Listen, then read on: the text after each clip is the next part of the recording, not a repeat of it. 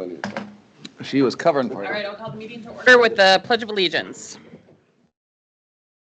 I pledge allegiance to the flag of the United States of America and to the republic for which it stands, one nation, under God, indivisible, with liberty and justice for all. Is the flag a prime number? It's indivisible. Indivisible. Yeah. Must be. All right, good morning, everyone. Good morning.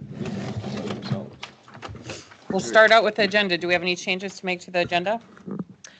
Madam Chair, under the county administrator, there is action item for procurement policy. I would ask that that be deleted. That'll be discussed further at the transit committee, so that he didn't get that scheduled till after this meeting. Okay. And then as well, I had informed the board, you did have a liquor license renewal for 2 businesses. I did send that out to the board to include both tubing businesses, and we can include that in the packet as well. So I would ask that that also be added and noted. Okay. Any other changes? If not, I will entertain a motion.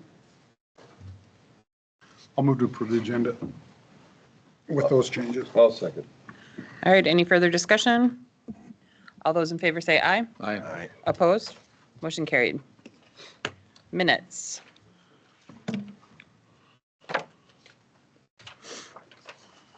I did have a couple spelling errors. I thought maybe on page 4, the first bullet point there under number 4, 61% of clients are moral, like morel mushrooms. I'm guessing it should be more. I don't know what you mean. And then on the next page, page 5, the top bullet, overdoses. The S and the E are switched around.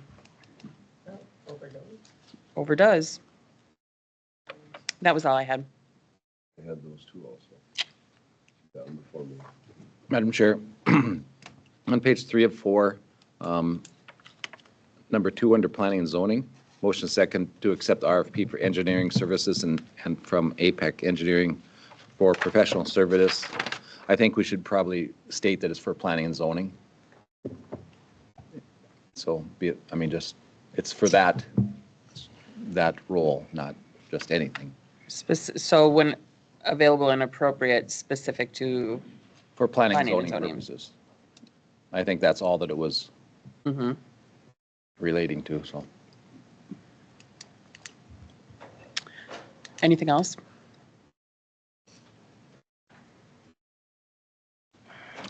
If not, I'll take a motion.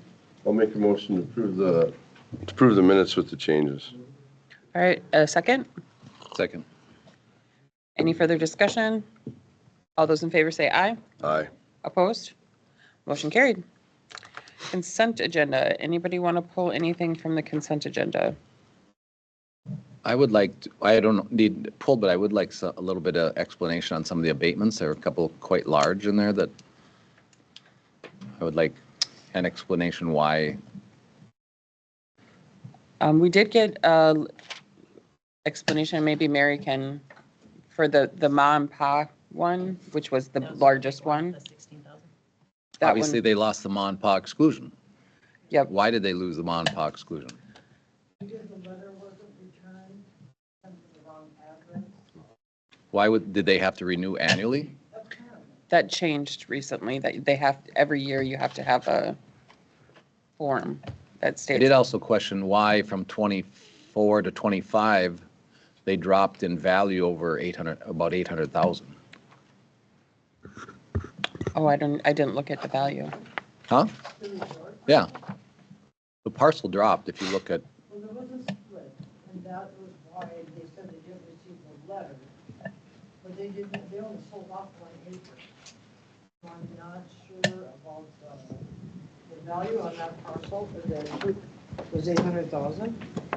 yeah, the reduction, just when you look at it, then all of a sudden it's like, well, how did this value drop that significantly? Okay, it wasn't the value, the classification on Monpont. No, I'm talking about the value. I know Oh, I understand the classification. If it was missed, then it's Yep. got to be corrected. But the value, I mean, was like, if there was a sale and it's something sold for 800,000, then I understand it. But it dropped from like 2.5 to 1.8 Oh, in 1 year. And that just seemed odd. I'm not sure it's So, Leon. because I haven't seen any reductions like that on any of my properties. As a matter of fact, I've been the opposite way. So I was just curious. And then I looked at the other abatement for the Cormorant Township.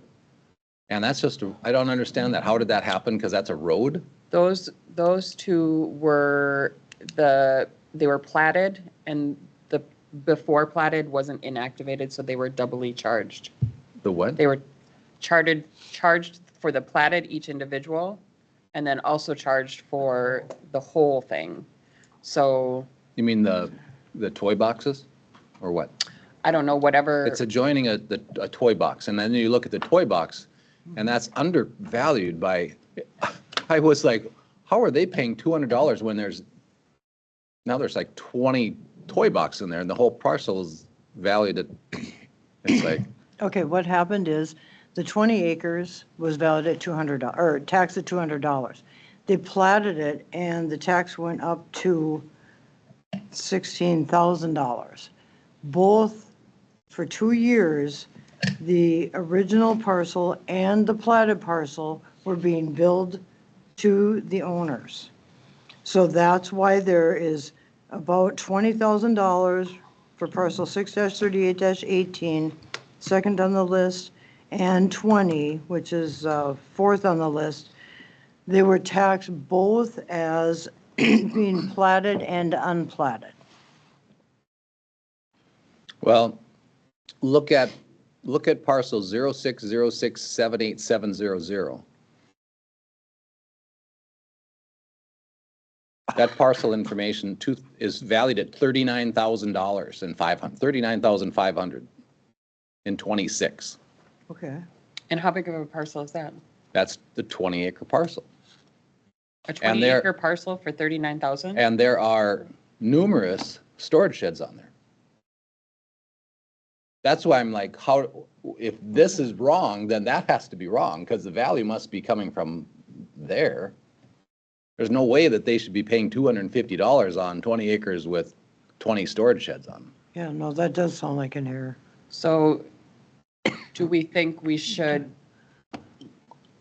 I Go with don't, this, or I do we don't look think, more into it? I can't support abating that until we know where that if this is supposed to be taxed, are they adding it here on this parcel? Because that's $250 for a $2 million parcel.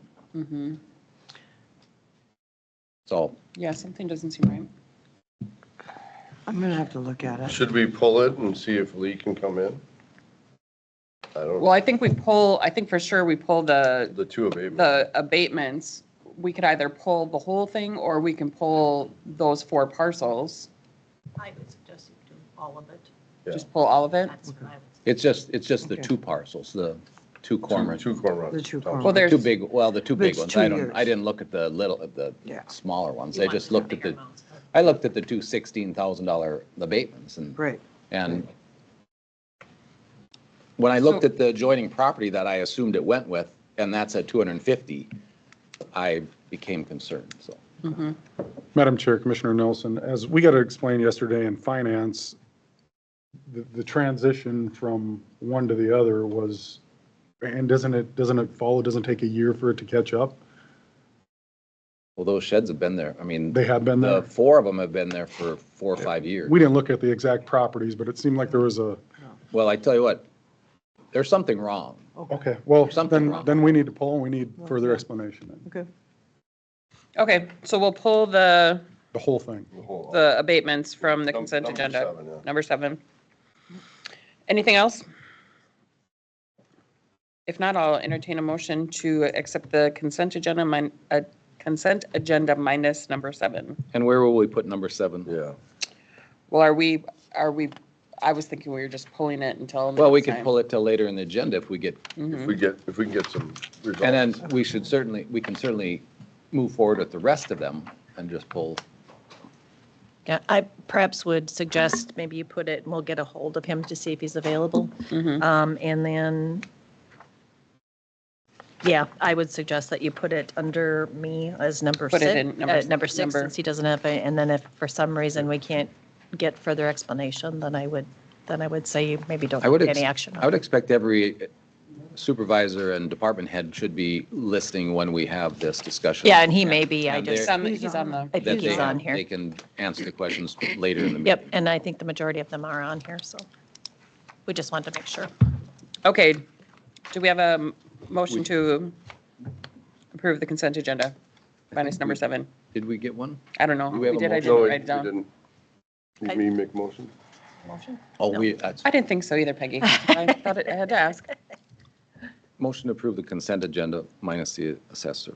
All right, do we have a second? I'll second. Any further discussion? All those in favor say aye. Aye. Opposed? Motion carried. Do you have anyone for the open forum, Nate? No, nobody signed up. Nobody wants to talk to us this morning. All right, reports and correspondence. Who wants to go first? I'll go first. Good job, Richard. Being this might be your last meeting, It might be. he's digging under a power line and a gas line, so we're praying for his safety this afternoon. I get an insurance policy on. So I had Human Services with Erica, and Erica, I can't find that agenda. So you're gonna have. Yep, I can talk about You're that. gonna have to talk about it. But, Yep. so I had a safety committee. We're talking about workplace violence. We're gonna start training. Yeah. Yeah. I work by myself. So we're gonna start Alice training, and Alice training is for alert, lockdown, inform, encounter, and evacuate. So shoot or run or fight or whatever. But so, and we're also talking about, we've talked about this before, we're talking about screening the whole courthouse. And so, of course, it's up to these people here, but it's been mentioned again in our safety committee. So screen the whole, like, when you Yeah. walk in the door instead of when you So walk that- into the, yeah, so that everybody goes through there, you know. So then, yeah, we'll have to talk about that, but, and that's all I have, Erica. Madam Chair, I was just going to add one thing to the safety committee. I was also there, and with regards to the policy that you'll be hearing me talk about, the Narcan policy, I just wanted to make note that the safety committee is also working on an overall safety policy manual.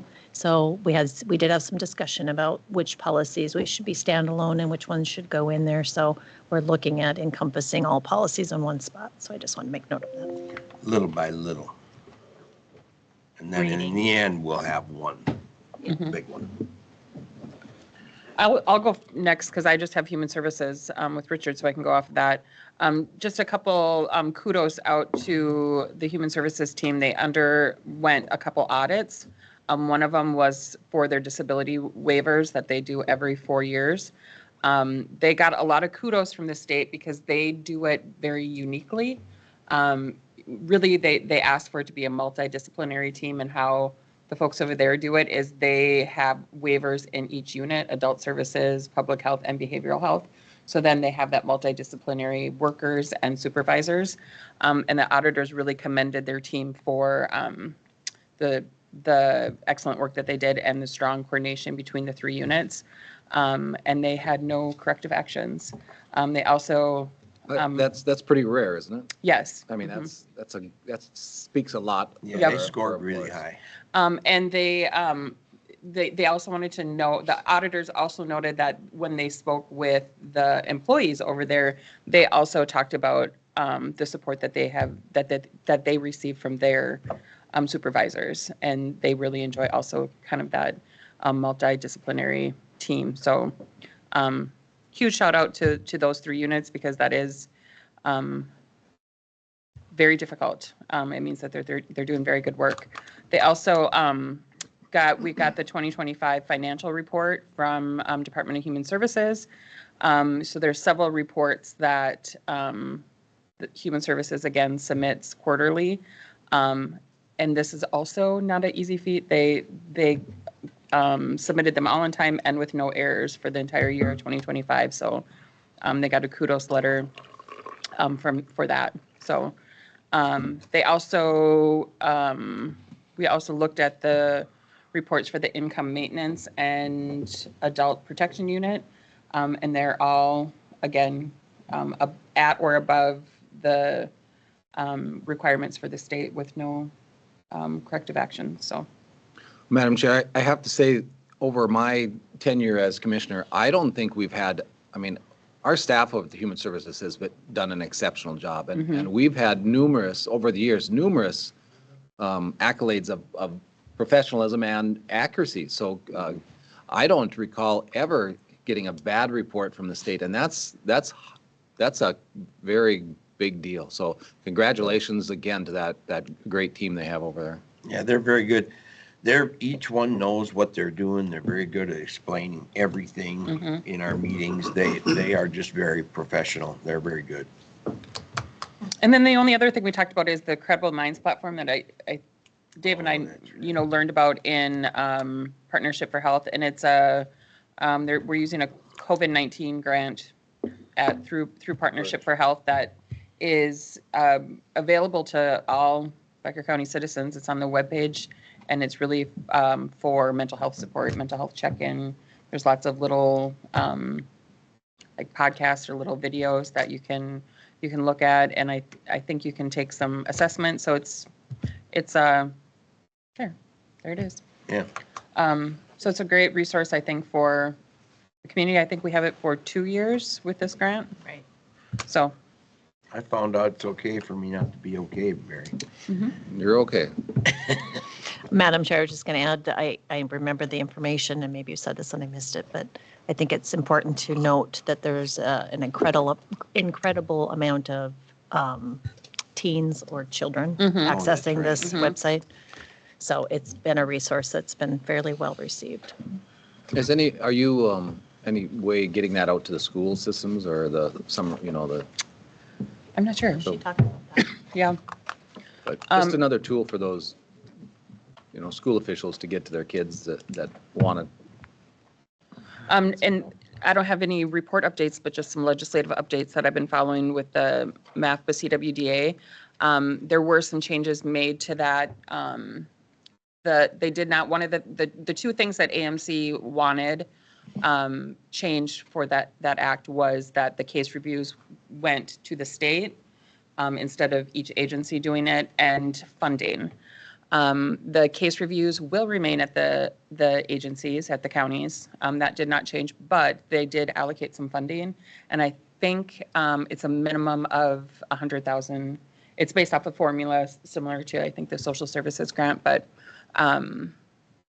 each agency will get, or each county will get a minimum of $100,000. So, and then they did allocate. Program estimated cost would be $200,000. Or more. Yep, or more. So they did also allocate, I believe it was 90 million for system modernization for like the Maxis system. I think it was 75, wasn't it? Maybe it was 75.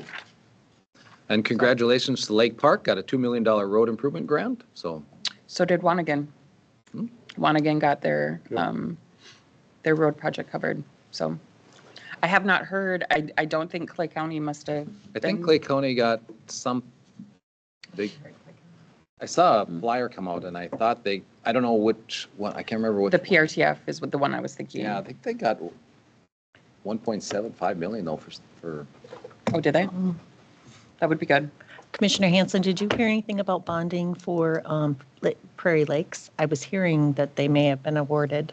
I didn't hear for. I don't think they. Yeah, I was on We get a meeting MRC, and I believe they just quickly referenced it, and then I didn't have a chance to ask any questions. We put in a big one for an ash recovery facility. Yes, for I knew Prairie that. Lakes I facility. was So, with it. I haven't heard. We got a meeting tomorrow. Yeah, I had heard that there was some bonding, some award to Prairie Lakes. So That's all I had. I'll go, and I'll continue on what Erica said with Frazee, the North River Drive, the road that comes behind the school there, and that's got to be the entrance to Wanigan Park. They got about a $1.85 million grant. The road will cost 2.4 million to put in infrastructure and the surface of the road, but well on their way. So congratulations to Frazee and Wanigan Park. That'll really help them over there. Does that include off 87 by the? Yep. Yeah, I think it's a whole way, 29. 87 to 29. Around that loop with all the sports fields Yep. over to 87. Yep, that's what I assumed. Just yesterday in finance, just wanted to bring the board up to speed. We had talked about, planning and zoning, Board of Appeals for all those people to get their timesheets in a more timely manner so it doesn't float into the next year. And we're having expenses from 2025 and 2026. We had one come across again for 2025. So just make sure we're passing around at your meetings, the RAC meeting, all those meetings where we have people that we pay to be on boards, make sure they're passing that around and make sure it's in time. We can do that because we all sit on those boards as well. So the other thing was last meeting, we appointed an engineer for 4 years. I didn't realize that, and I was really kind of curious about it. And I said, what other positions at the county are appointed? So the engineer's 4 years. You guys said the assessor for 4 years. You said the recorder, and then you said the Veterans Affairs, but there's 2 others that are appointed for 4-year terms. Do you know what they are? Chief deputy is appointed by the sheriff. I didn't, by the way. Heck, I didn't know we appointed our engineer. The coroner is appointed for 4 years, and the surveyor is appointed for 4 years. And interestingly, the recorder is appointed indefinitely. So there isn't a term really, it's just appointed forever. So I just thought that was interesting. I didn't know that. Mary sent out the quarterly budget to actual report. Just some things that stuck out to me there were just, one thing we can really control is overtime, and to department heads, I guess, we really need to get a handle on that. And I get if we go over and have to go over, highway, we have big storms or something, I get that. But it needs to be explained pretty well. I think we need to really look at that. Environment was way over in overtime, but, they're going to address that with a new employee, which is another cost. But that's the thing that stuck out to me as being over in the first quarter of the year. I had a MAGIC meeting, MAGIC, Minnesota Association of Governments Investing in Counties. I got on that last year. Remember, you guys allowed me to get on that state board. They got about a $1.9 billion in assets. We have some money there. Shout out to Mary. We do some local investing here from local banks, which I think is a really good thing to do. And we also invest with U.S. Bank is the house for this MAGIC fund. And Mary, you've done a really good job investing around here, keeping some of our money local and letting some of our local banks do a good job. So, and actually 3.66 was the rate on $1 billion that they get back. Mary's getting more than that at some of our local banks. So good job on that, Mary. I want to talk about some of the C&D stuff, but I put that on the agenda. It's just a little bit of a bigger conversation. So that's all I had. Madam Chair, I think you were talking about, I'll start with Lakeland Mental Health. We had a Lakeland Mental Health meeting. It was early because of the holiday coming up. So Lakeland Mental Health, Becker County contributes $254,000, $287 to Lakeland Mental Health. And this is a statute, you might not realize this, but we're required to have mental health services. And this is how we do that through Lakeland. So they are looking at asking for an increase. Now, they haven't asked for very many increases over the last 10 years. I think last year we had a 1 or 2% increase. But so we are considering asking for increases from our member counties. But the dollar amount won't be big because $254,000 isn't a huge amount. So if you have 5% of that, you're talking, 12 to, that's what I kind of said. If you're 5% is where we were last year, and said if you're more than 5%, we're going to dig deeper. If you're 5 or under, I think we will, look at that more favorably. So it was a very short meeting because it was early. We didn't have the financials that we were hoping for. Dave and I had courthouse committee. We reviewed some of the Narcan policy and some master planning.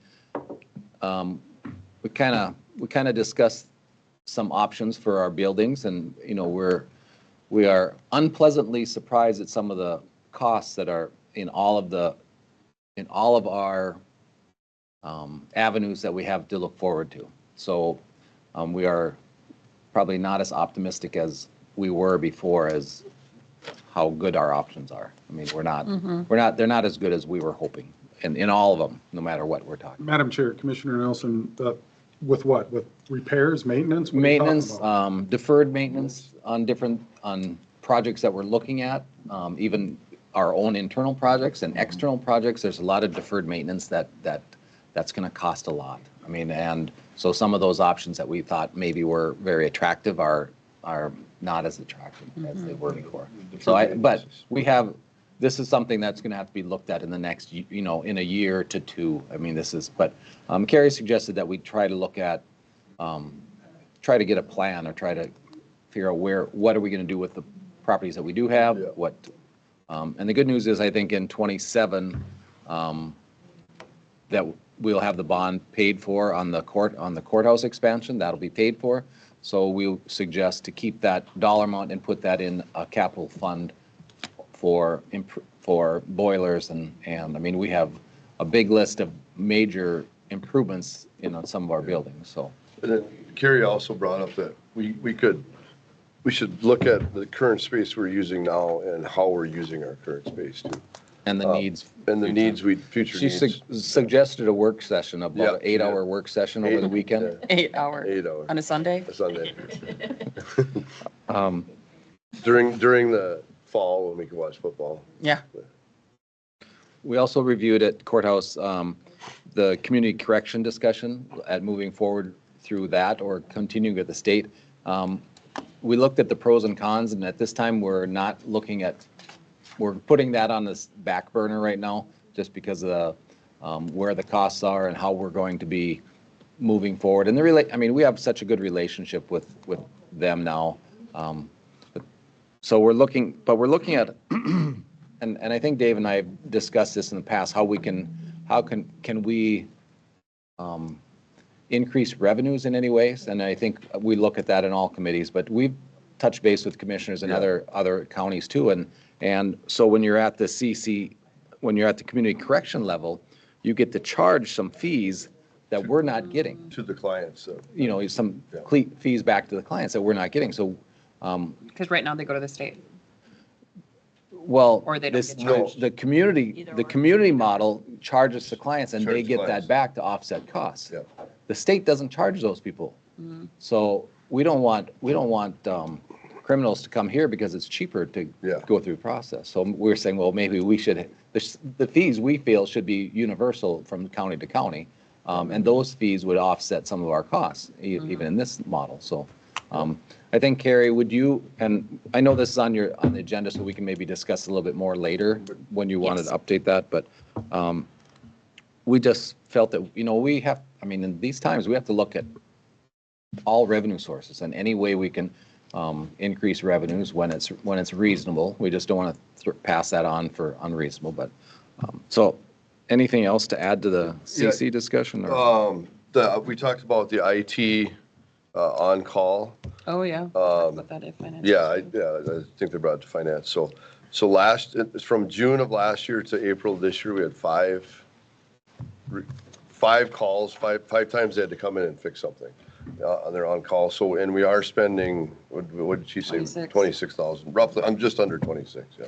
We did ask if there was options to hire that out also, and I so. would like I did at finance yesterday ask Judy to come up with another option. Yeah. Of what we could do. And I said, let's maybe try it this year, like maybe start August 1st, whatever we're going to try, go August, September, try it for a couple months so that we know, do we need to budget for this next year or not? I think 5 calls a year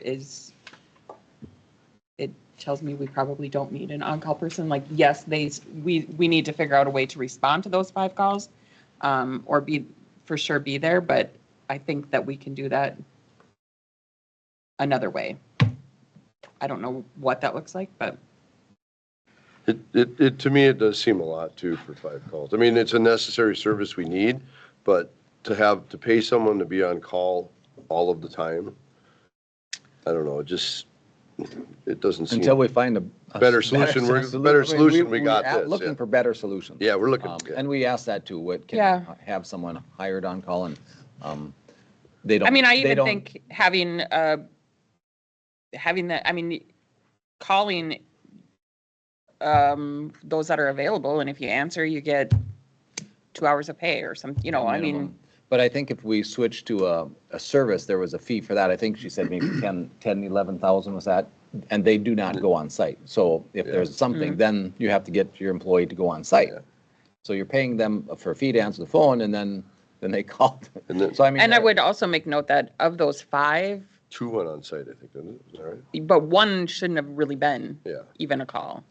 So I think It was an emergency. It I was think from the the discussion environmental. before is like, if there is like, everyone, you're not on call, but if you're available, then if there is a call after hours, then that's one to look at, that you go down the list and you're guaranteed, and you could have guaranteed a 4-hour or a 2-hour Yeah. double pay, you know, I mean, it's overtime and on call, you could make that very attractive to answer that phone at that time, because no matter, say if there's 10 calls and they average an hour, that's still going to be a lot cheaper, a 2-hour double time, Yeah. cheaper than the 25, so. Yep. So that's a good suggestion and good to look at those things, so. Nope. Anything else Nope. under, Nothing else. we also had land use, and Richard phoned in on the, because he couldn't attend that one, and phoned in, so that was Phone a interesting. friend? But, He called Barry instead. yeah, we were talking. Anyway, we had the Dutton Locks renovations on the building, I think, are complete. We met with the Nordic Ski Club. I know his name. I'm drawing a blank on the name. Anyway, we had a 3-year contract, and we renewed the 3-year. We recommended to renew the 3-year contract for $7,500 per year to help groom trails, cross-country trails. So they can they can get reimbursed for expense up to that dollar amount. And they're going to try to, he said Dutton Locks is not a good ski area. They groom it a little bit just because, but it's not good skiing because there's just too many activities out there that skiing is not the best. Madam Chair, Okay. Commissioner Nelson, is that levy dollars? Does that come out of recreation? Um, Where does that money come from? Married recreation funds. Okay. What else? We talked about the Little Sugar Bush Park, and the RAC committee is going to go out there, and we had confirmation again that White Earth is going to have a dock available for that. I think they haven't seen, I mean, we are pretty sure that that's going to happen. The site prep, we had there are some drones that do some site prep spraying, and I think Phil's probably aware of that, and we had some quotes on that and moving forward. We have some land parcels, and Dusty was there with the White Earth. Obviously, there's some fires up north that the White Earth firefighters are battling, and there's some, I think Lake Park even went up by Cross Lake, their fire department, to help fight some fires, so it's pretty significant fires going on.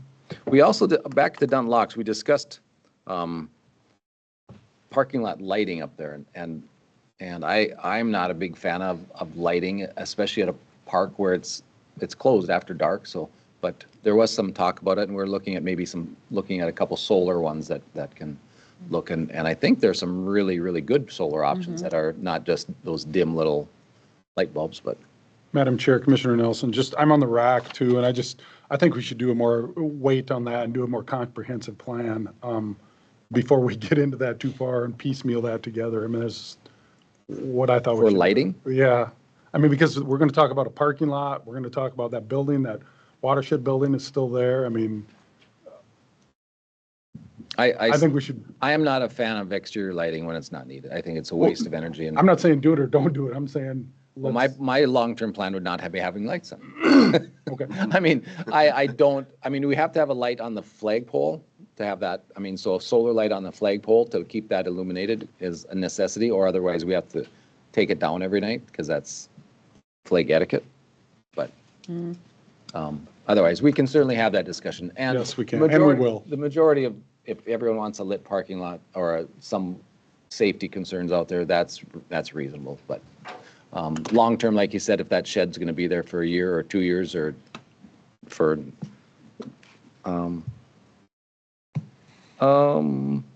the Sugar Bush building, the payment has been made, right, Mary? And so they have till the end of the summer to get that out, but expectations were they were going to get it out sooner than that, so. I did have Carrie, I have a project.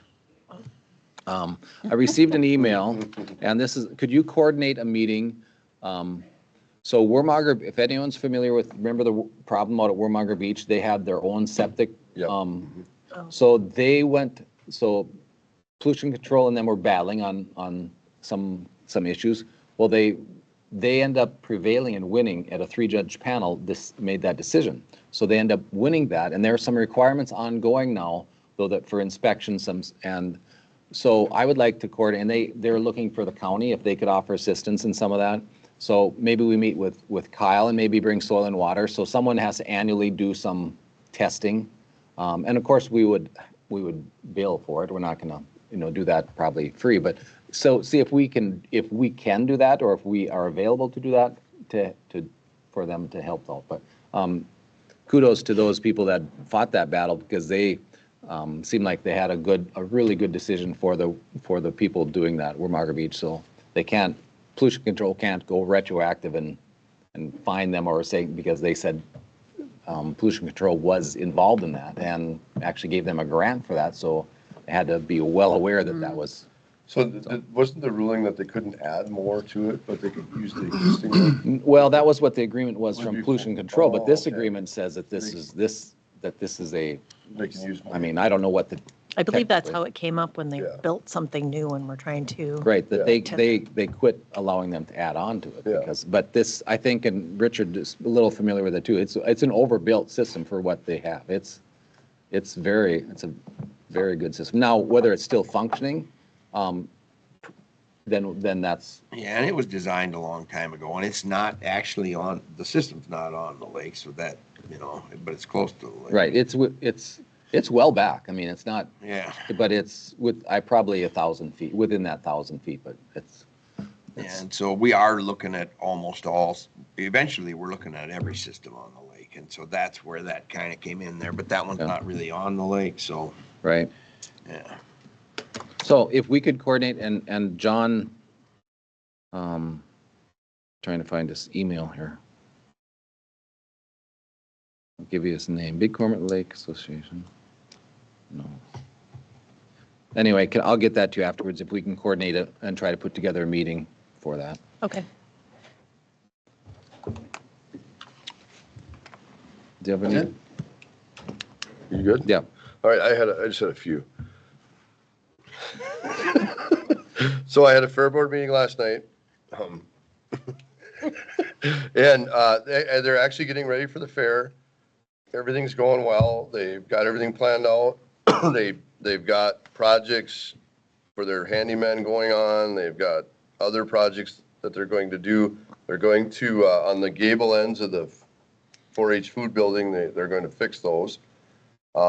They've been putting it off for a couple of years now, so they need to get it done. They have some insurance money also, and part of one of the legacy AGRA grants from last year is going to spend, they're gonna spend most of that money to pay for the fix of that. There's some damage from I think a tree hit it on one side, I think on the west side of the gable end. I think a tree hit it, if I remember correctly. So it should be, they want to get it, they want to get it done before the fair, but because it's a small project, they had a horrible time finding anybody to bid it.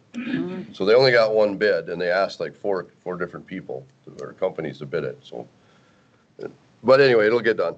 That's just the way things are now they're so busy. They don't want to do anything that's small.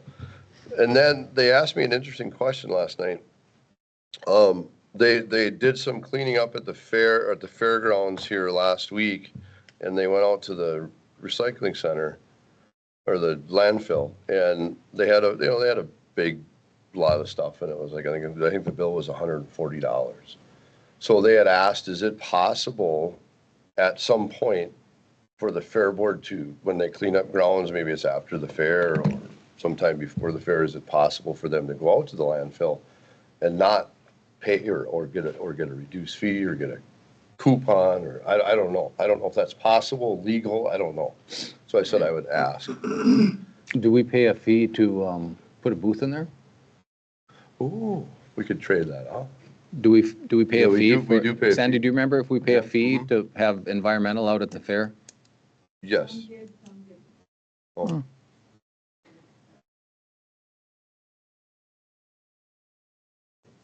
You get, If environmental pays a fee, then that's they a- have to pay their, I mean, it's all. no, we could, that's actually not a bad idea. Madam Chair, Commissioner Meyer, what are we talking, are we talking about brush? Are we talking about Well, garbage? What are we talking about? They had some old timbers, they had some old, they had just stuff they discarded that, they threw some wood steps away that probably had nails in them. Like a cleanup week. Yeah, like a cleanup. I mean, I would say it's not, it's garbage, but some of it's demo, some of it's probably not demo because it's got garbage stuff on it. So it probably, it's not sorted really. It's kind of unsorted Speaking stuff. of garbage or did we ever clarify on how we can properly coordinate day of caring? Because we're not going to be charging day of caring. Madam Chair, Commissioner Nelson, that has been resolved. Okay. Okay, thank you. Well, and I actually had a couple conversations about that, so I'm glad that, and we have to coordinate these events with ditch pickup now is coming, and we should probably get a number out for those people cleaning ditches, because now you see bags on the side of the road, and the sooner we can be notified to pick those up, the better too, so. All right, then I also had a DAC meeting. We had our annual meeting yesterday. We elected officers and assigned committees. We also added a new board member to our group. So Cindy Hansen will be our new board member. She had been a board member in the past. She has the coolest son in the world. That's why I just got to get out there. Derek is awesome. So I think she's going to be a great addition to our board. Our executive director has her first full month under her belt now, so she's doing really well. She's a go-getter. She's joined the Rotary already, and she's ready to rock and roll. So I think we're gonna be pretty excited and pretty happy with what she's doing. We're also going to break ground on that ADA swing that we set that we're going to have. We should be breaking ground early to mid-July. We have our like very last day that concrete pads got to be laid is like August 14th, because we have to have it done by the end of August according to the T-Mobile grant. So it looks like it's going to go on schedule. It should be good, and it should get done. So it's going to be a good deal. Well, we haven't heard at the last meeting I talked about, we met with the Minnesota Rural Development for our proposed building project, remodel of our building inside. We haven't heard back from them yet. We expect to hear pretty soon. That'll kind of determine when and how and if we're going to proceed. And I think they were pretty positive, and I think it's a good thing that'll happen. I also had a Lakes Country Service Co-op meeting. We met the executive director. Her name is Ann Lizer of the Minnesota Service Cooperatives. So the state of Minnesota has an organization that advocates, supports, and monitors all the area service co-ops. And this lady's in charge of that. When I say executive director, she is the executive director, but there's only like probably 2 or 3 people that work for her. But one of the things that they're focusing on, they just hired a new person for this year. They're going to focus on giving more opportunities to public entities, for example, counties and cities.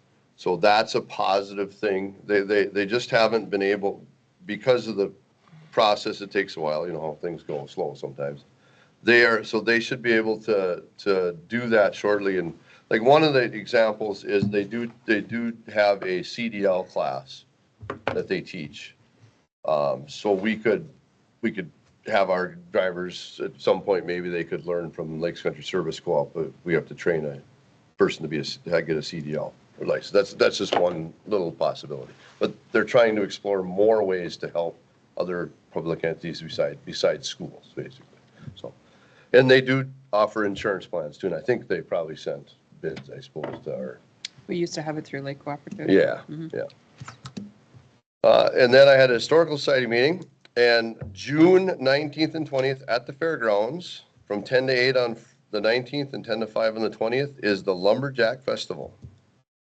So there should be a lot of activities going on. They're trying to get some food down there. They're trying to do some creative activities that lumberjacks do, like they're gonna have a plaid, I don't know, what do you call it, plaid contest, somebody dressed like Richard could enter, you know.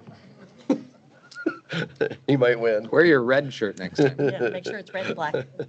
So that's kind of exciting. They're gonna do some log rolling, all those things that they do with the, they also talk, one of our board members knows the Sea Boys somewhat. So she's going to reach out to them and see if they want to do something there, or just film or whatever, put it on their YouTube channel or something, just to make a possibility. So the coffee shop, we have an update on that. That was an ongoing thing that we were hoping would be ready by July. Ran into a little snag. They want to do more modifications to the coffee shop area than they originally had proposed, and they want the museum to pay for it. So the board came up with an amount that will be paying, and what they'll do with that money that they'll pay, and then they're going to tell them anything else that you want done, you have to pay for. Because they were saying, well, some of this is like they want to put up a couple half walls, and they're saying that they're permanent, that are going to stay there, and there's other things too. Well, then they belong to the leaser. Well, that's whatever. That's not going to happen according to what we talked about. So anyway, Lumberjack Festival, I'll mention again, is 19th and 20th at the fairgrounds. Okay, last meeting I had was the Northwest Emergency Communications Board, and Becker County requested one more talk group than the armor system. And they also, Shane actually presented this, and he also asked, or said that it's likely that we're going to need probably about 9 more talk groups for fire, EMS, and rescue. Rescue is first responders. So the request was approved, so that's good. And maybe I might be wrong here, Todd, but the Northwest, our region services the armor system for the counties, is that right? Or provides it? Yeah, that's what I thought. So that was actually good. And then one of the other big topics you talked about was the next gen 911 for Minnesota. So that's the Emergency Communications Network, or the ECN, has a meeting, are having meetings for the area regions, and our meeting for our area is June 4th in Bemidji. June 4th is our AMC meeting. Yes, and that's what.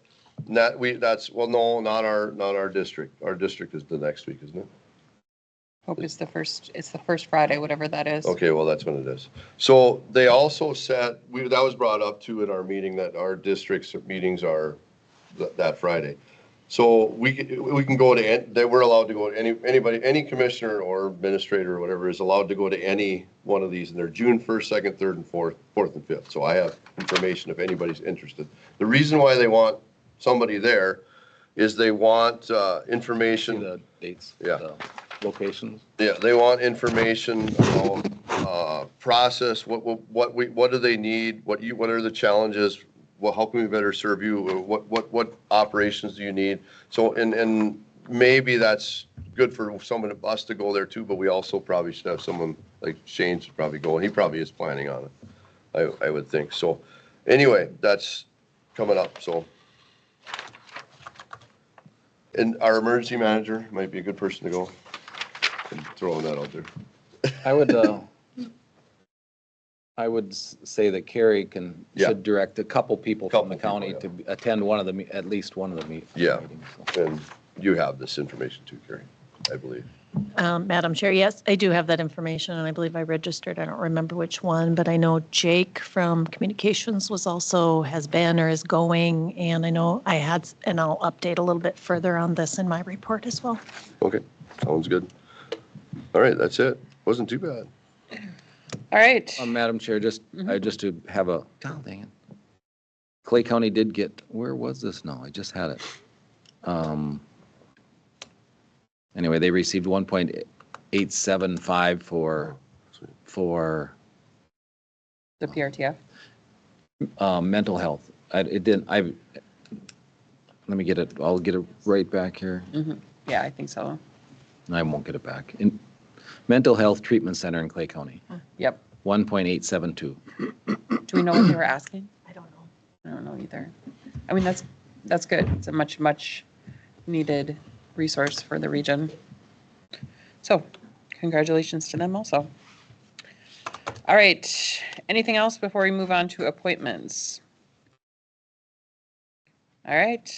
Pelican River Watershed District. Madam Chair, Rick and Lori, come on up, sit up here. These are my former colleagues at the Pelican River Watershed, Rick and Lori. Chris Jaskin is also a new member that's up. He was unable to be here today, but these are our two members that we're going to appoint. I asked him to come because I always think it's good to put a name with a face if you didn't know who our appointees are. I know on some other committees we don't, so. Welcome. Are you new to the area? I don't feel like I'm new to anything, but at any rate, my name is. There you go. Okay, Yeah, the light indicates it's on. yeah, I'm not new to technology, or I'm new to that. At any rate, my name is Rick Michelson. I just, at this point in time, I happen to be serving as president of the Pelican River Watershed District. And just to give you a little bit update, I'm sure everybody knows that there's a big change in our district with the passing of Tara. And we have appointed Shauna Bach, who has been the, I don't know what her actual. Assistant. Assistant, yeah. She's going to be the temporary administrator until we find someone for a permanent replacement of that.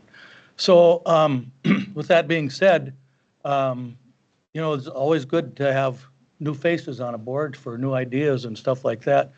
But at this point in time, I think that's just the three of our existing managers that are up for reappointment. And I'm glad that that's the way it is this year, so we can maintain any kind of continuity that we, as much as we can right now with the big changes that we're going to go through. So with that being said, I would ask for your appointment for another term. Lori? I'm Lori Olson. I'm currently serving as vice president for Pelican River Watershed.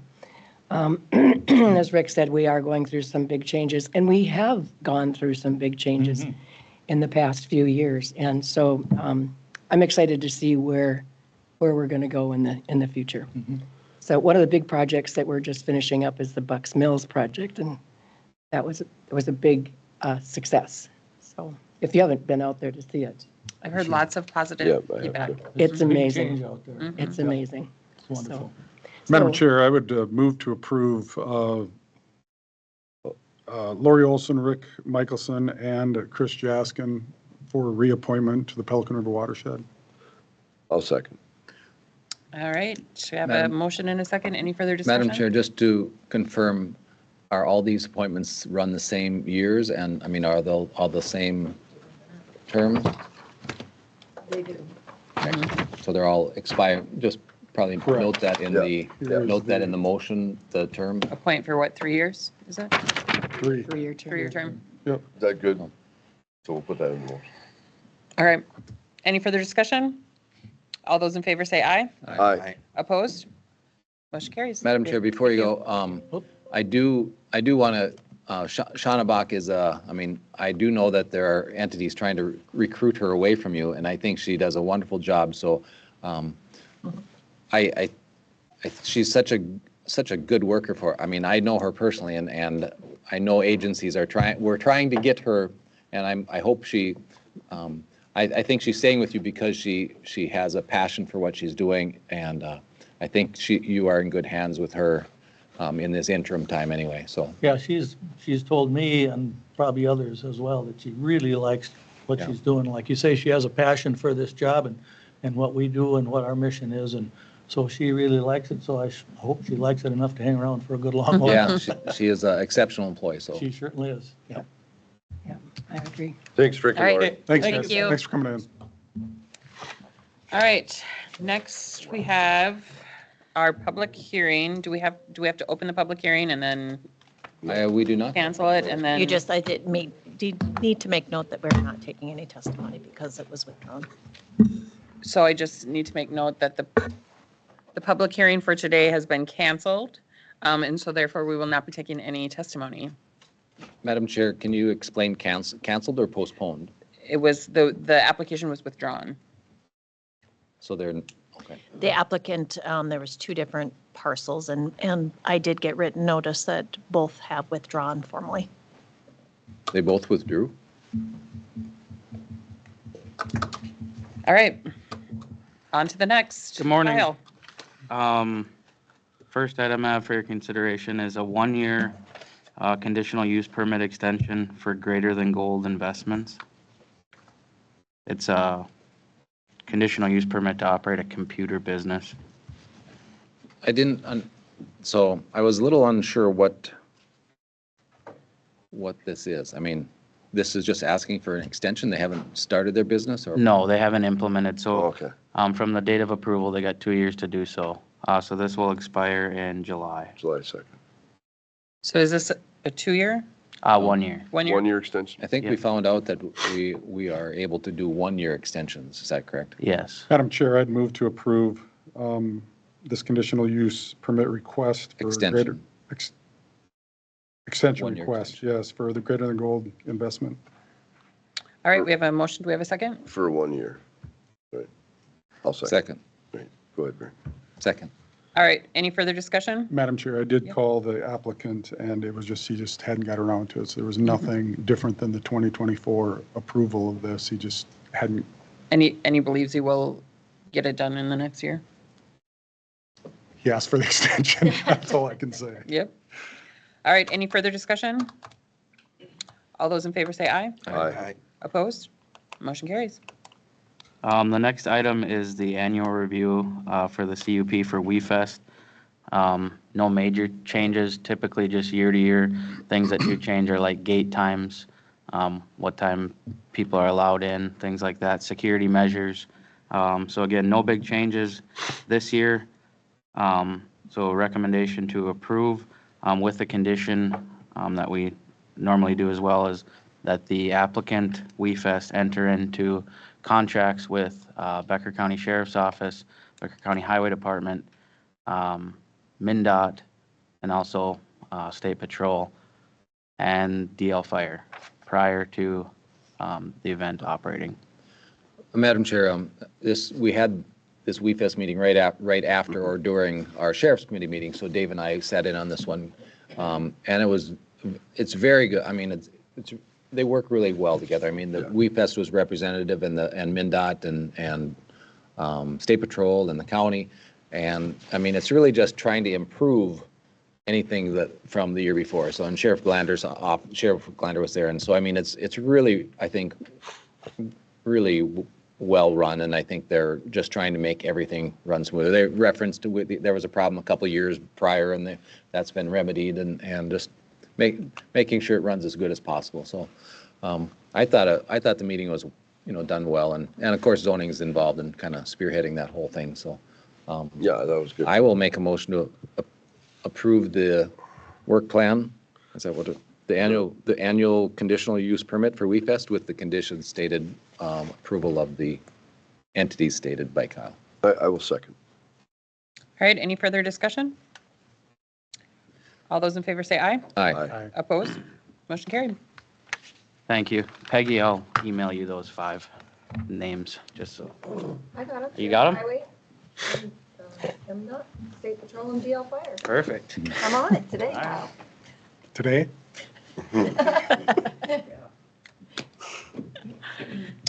All right, next up, we have our county administrator report. We're 5 minutes early. Oh, I better go quick then. No, you got time. We're 5 minutes early. Okay, all right. Yeah, but we didn't have. I was just going to try to keep us on schedule here. All right, thank you, Madam Chair. Don't give her more time. I just wanted to give some additional information because we had some discussion about IT on call, and I just wanted to put this on your radar. I had met with Sheriff Glender and I don't know if he goes by Jake or Jacob. Both, okay. I just didn't want to say the wrong one. And we talked about the next generation 911 system and the upcoming, it's not really trainings, it's more collaboration for us to have a say in how this is going to roll out. And again, we're expecting this to roll out in 2 to 3 years down the road. And really what this is the goal is to connect police records management systems and CAD across the state. And then with that comes concerns of, access to IT, and IT will need to be really on the front line if something goes amiss and those systems go down, because obviously you can't operate if that happens. Currently, and again, please, if I say something that's not correct, please correct me. But, our phone systems and radios are not currently connected, but again, it's in its entirety, the whole system across state. That's the goal, correct? Correct. Okay. And with that comes, concerns, again, going back to IT and what that's going to look like for the future of the county. With all of those systems integrating comes the higher risk of cybersecurity kinds of things and data mining and all of those things. So with it comes issues that are anticipated. So trying to be on top of that as well. So Commissioner Meyer had already referenced those collaboration meetings to learn more. I think they're like 10 to 3, and there's 5 of them. Yeah. And I signed up, but I can't remember which one. I got to go back on my calendar. But my plan is to learn more and go to the meeting. And I think it's important for our county to be at the table when they're starting to talk about this. And these are going to happen, right? This isn't. That's my understanding. We can't opt, like the. Like if you can choose to be a part of this or not. Can we just keep our silo here and have communications instead of? Well, and I think the sheriff would tell you that that's probably not the best way to operate in a silo with communications. Silo, but your communications still go, but your computer systems are silos. Yes. What I was.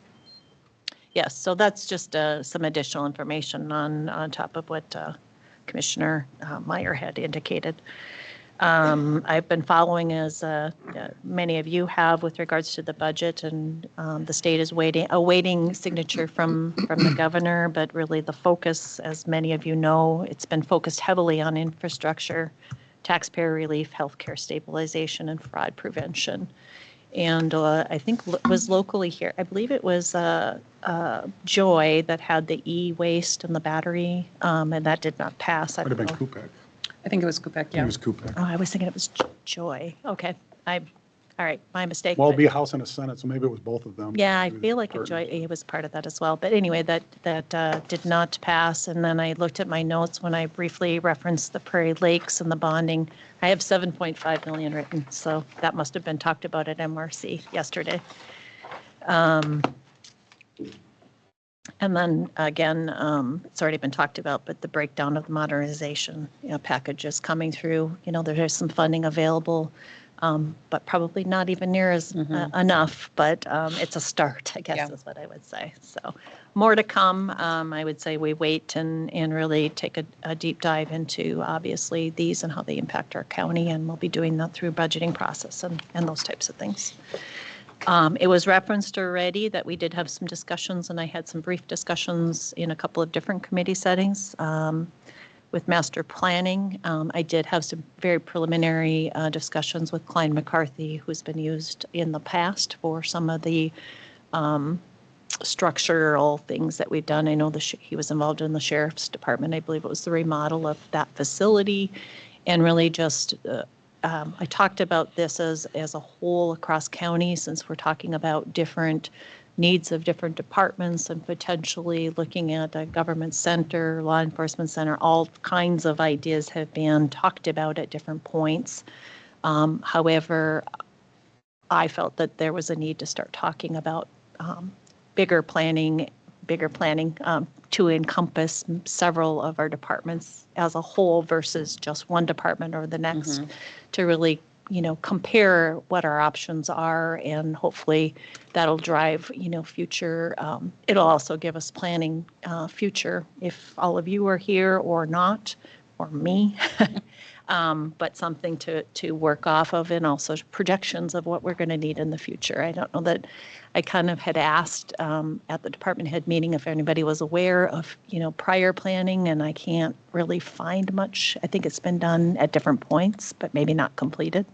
So anyway, more to come. I'll get more information and we'll review that and see where we want to go with that. Or I think traditionally our plans, Mary, correct me if I'm wrong, but we plan for one project. well, that's really not what the I'm overall- hearing. not But the overall, And is that the best way to do it? well, and obviously not the best way to do it, but when you don't, I mean, when funds are Yeah. short Yes. and that's what you do. You fix what you got. right. And then I think that that's traditionally what's happened. It's maybe been started, but maybe not done to a level where, again, what I would say is if you have one department that has space needs, or you find a new building or buy a new building, build a new building, whatever you do, it impacts something else down the line. So, And I mentioned at committee level, the problem with that is when this board changes direction, complete Correct. direction changes. correct. And that's happened too. So we can plan all you want for 10 years and it will be not too valuable in 10 years because there'll be Very maybe true. a couple of us left. Unless you follow through prior to everyone leaving. Yeah, and we can't commit for future, generation projects. So you kind of just muddle along sometimes and use your best. Right. Just wanted to reference, we had spoke our last meeting with regards to blighted properties, and I know there had been an article with regards to that. I just wanted to make note that it's drawn the attention of some other reports on some other properties, which we were fully expecting.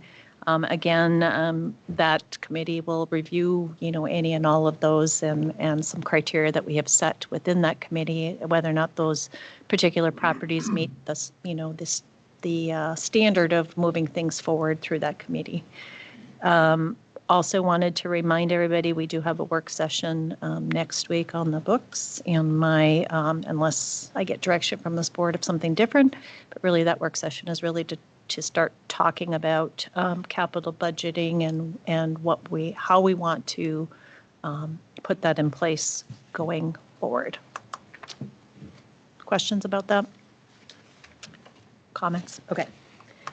So moving on, the number 2 is the Narcan policy. I was asked to bring this back to the board. This has been reviewed through a safety committee. It's pretty straightforward. Really what this does is place Narcan in our county where we have AED equipment. And if you recall, we did upgrade our AED to make sure that they were available in all buildings. And I had Brent and Chris from maintenance do a count, and we have stationary units. I believe we have 19 through the county. So what this policy would do is that Madam Chair, 19 with AEDs. the AEDs. Correct. 19 in all Stationary. of our facilities. Yep, yes. I believe we purchased, I want to say it was 10. Yeah. We really were wanting it to be available, and hopefully we never have to use them, but they're available if they are needed. So we did do that through safety committee, and that was a recommendation. And then there's also some mobile units the sheriff department has that I did not include in that number. So what this policy would do is make Narcan and the 1 boxes, which is video and instructional types of things for Narcan and the use of that, to be placed in the AED in those areas. And yes, any questions about the policy? So were they going to be placed attached to the AED, the AED box, or was it going to be, you're just trying to get it next to it into the In the wall? location. General location? Yeah, Madam Chair, the Narcan boxes too, they're called the 1 box. I One believe, box. And they are sealed, so if that seal's broken, then they know that they have to replace that box. And these boxes that we're getting are under grant, are grant funded right now, so. Through public health. And they're not, I mean, they're not super expensive, but when you add 20 of them, what were they, I think they're 25? like $100. They were 100 and, I thought they weren't, I didn't think they were but that. they're reusable, the boxes. Yeah, you just receive it. You have to have them take the old, whatever, Narcan out. seal out and Yep. redo that, but. Yep, so we had some questions because we want to ensure that, this is maintained. So the maintenance staff, they do monthly checks on the AED machines to make sure they're charged, et cetera. So they will also incorporate the availability of the Narcan and the 1 boxes, in their monthly checks, and that was written in the policy as well. So if there's no further questions on this policy, I got one. yes, sir. Now, this might not be a big deal, but it stuck out to me. So if you go down to the word background, it says this procedure. Are you referring to the above standardized procedures under purpose, or are you referring to the policy? Well, no, you know what I mean? Yeah, So if you, I have to turn to it, and then I can maybe tell you. Let me get there. Okay, I'm sorry, which? so under background, or it starts out, this procedure was established, does that refer to under the purpose, the standardized procedures, or does that refer to the policy itself? It's both, isn't it? The policy itself? So then that procedure word should be changed to policy. Yes. I would agree. Okay. Like I said, it's probably just a nitpicky thing, Probably. but it stuck out to me. Yes, I could make note of that, and I could certainly change that wording so it's clear. But with that, Madam Chair, I would ask for a motion to approve this policy. All right, do I have a motion to approve the Narcan policy? I'll make a motion. All right, I have a motion from Richard. Do I have a second? Second. Second from Barry. Any further discussion? All those in favor say aye. Aye. Opposed? Motion carried. Thank you, Madam Chair. The next item that I had was the budget timeline, which was included in your packet. This preliminary, initially there was a preliminary, and then it was reviewed internally. And this was also provided to the department heads during the meeting. And we had some discussion about process as well at that meeting. I wanted you to be aware of this. That's part of why this is in the packet, but I also wanted some feedback from this board. And I've asked this question in a few of the committees or individually when I've seen some of you.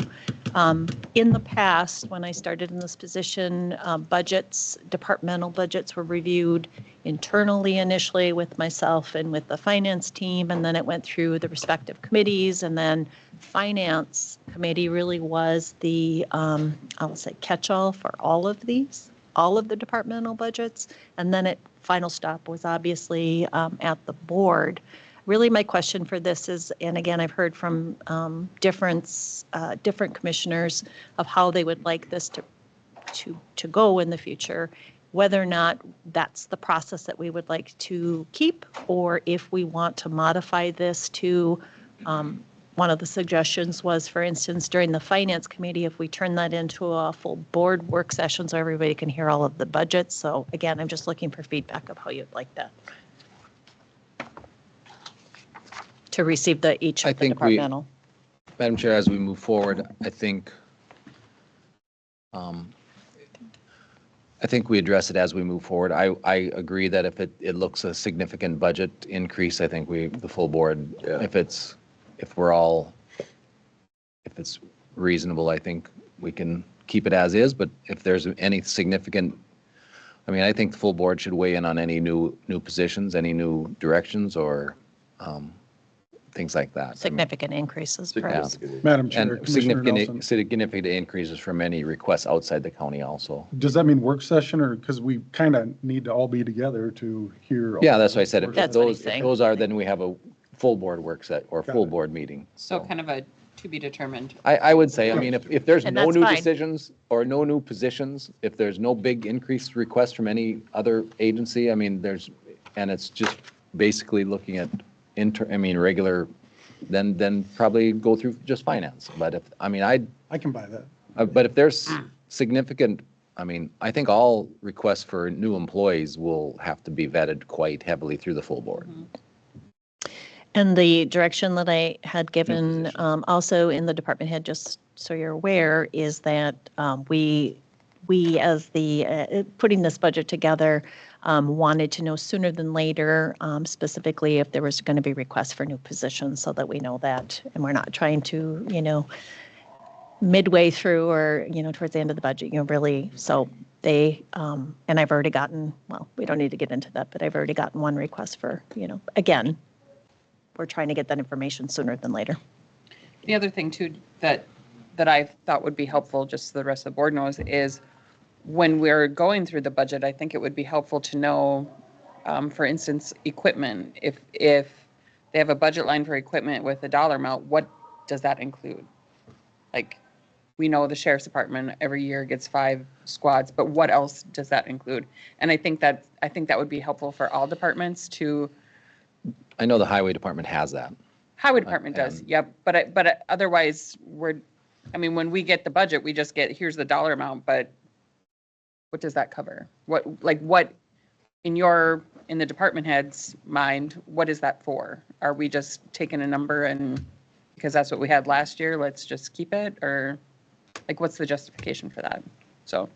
Yeah, and I again want this board to be aware that some of the discussion that we've had at department head meetings, and the department heads have been told that this board was going to be asking for additional detail within budget line items.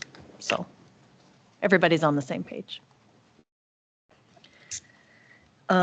Okay, so I think I've got direction on that. The last, number 5, and I know probation is here. I don't know if you want to add anything to, I just wanted to update this board that we did a few, or myself and Tira had done several meetings with probation, and the direction from this board was really to look at, the feasibility financially of moving potentially to the community corrections model. And really what we looked at was all of the information that we received from probation and the positions and how that would transition into our current pay scale, et cetera. And then benefits, we reviewed those more than once and how those compared to state. So quite a bit of work went into this review. And really what we found in reviewing this the few times that we did was that financially for the county, I'll just say it probably would not be a cost saver moving to that model. But we're going to keep in mind the shifts in the future. The shifts in those payments coming, will add up pretty quick. So it'll be something that we keep an eye on ongoing. And then, but we, Dave and I were talking afterwards and discussing, are there ways that we can ask for more fees or, try to offset some of the expenses? I think, was it some supervisional fees that other counties were getting that we aren't getting? Is there a way that we can? Community corrections, yeah. Is there a way we can? That we can try to capture some of that? Madam Chair, Commissioner Nelson, there are supervision fees that can be charged that is due to sunset and be removed from all supervision agencies starting in 2029. If the county wants direction and to go down that path for a different revenue source, that would be a resolution that needs to come from you folks. If there is a resolution that passes with you guys, I would have to honor that and put that into play. But that expires in 29? It stops in 2029. And any supervision fees or fees that are charged to the clients are able to be still charged. The Department of Corrections doesn't charge those right now. The county, CCA counties, still charge those on the felony side.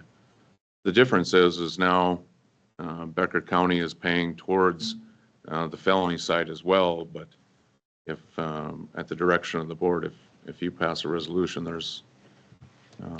I think we'd ask. I think we asked in earlier that we asked Carrie to look into that, to see how we can recapture some more funding. Because we had heard. So can we ask Carrie to coordinate with you what language what we would be required to ask for? I mean, Carrie, can you do that and work? can. And get that I can. language proper and bring it And back bring to it back us? to the board for consideration. I would think so. Yes. And Barry had actually discovered this by talking to other counties that do community corrections. They said we're charging for it. Yeah, and there's a fee Yeah. structure that's in Yeah. place currently. Yep, there's a fee structure. Currently, we still do charge supervision fees on gross misdemeanor and misdemeanor level offenses. It's the felonies that Department of Corrections went away from within our department, but I think that was a source of approximately $80,000 to $90,000, depending on what the county wants to do with that. I can definitely research that more, and we can Of those- definitely bring that back. If those can be captured, at least in the short term, that would offset some of the increases that we anticipate coming our way in Yes. the future. So it would soften those increases, and so I would ask Carrie, and I think she has direction, if that's all right with the rest of the board, to move forward with Yeah, I think so. reviewing that. And Yes. Madam Chair, Brian, what is the decision we're ultimately trying to make is whether to take this in-house? we're not looking at that at this. You said it was cost prohibitive. Correct. The direction I got from this board is really to review our current structure versus the community, which would be bringing it in-house. And when we looked at our budget and what that would cost, what I'm telling this board is that it would not be financially a good move for this county to At this move it. time. It'd be more expensive. Because we're looking in the future for the cost shifts. Either if the state shifts more cost to us, there will be a tipping point where we will review it again. But I mean, again, this is the same employees and whether, either way we go, it's the same employees. And hopefully the working relationship stays strong either way. And hopefully we didn't offend Brian and Wade from our request to look at this and. No, we're very pleased that you did, and we're very pleased that you find value in both models, and it's a direction that we will absolutely follow what the board's direction is. And the other thing is too, it's sometimes these transitions aren't always smooth, as you can see from a county, I think it was Wright County, that it wasn't smooth and there were some concerns, and I think they found some resolution. The state is helping them through some of their difficulties financially too, so thanks to the state for softening that transition for that county too. It's nice that they work together.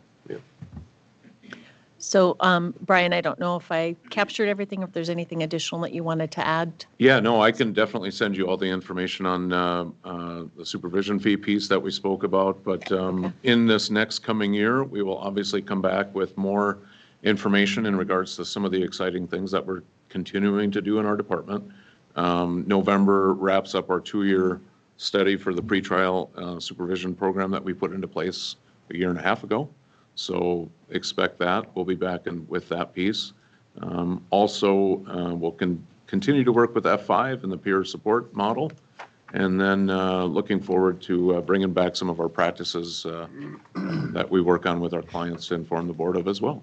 So Yeah, any of those Looking forward to it. those testimonials from Yeah, they're good. from people that have been helped through F5, I think Absolutely. they're at the point where they want to be helped, and I think that's key. So is really beneficial to me to hear those. Absolutely. And not that they have to be here, but just a written testimony or a verbal one that they can relate to us. That those stories hit home pretty good. Yep. So. In all honesty, I think it would be helpful, depending on the comfort level of some of our clients that we're helping. I would enjoy them to come in as a group and chat with you all so that you can see how that money is impacting folks within our community and within our services. So we'll definitely chat with them about that. Sounds good. Okay. Awesome. Thank you, Thank guys. you. Thanks, Appreciate it. Thanks, Wade. Madam Chair, that's all I have. All right.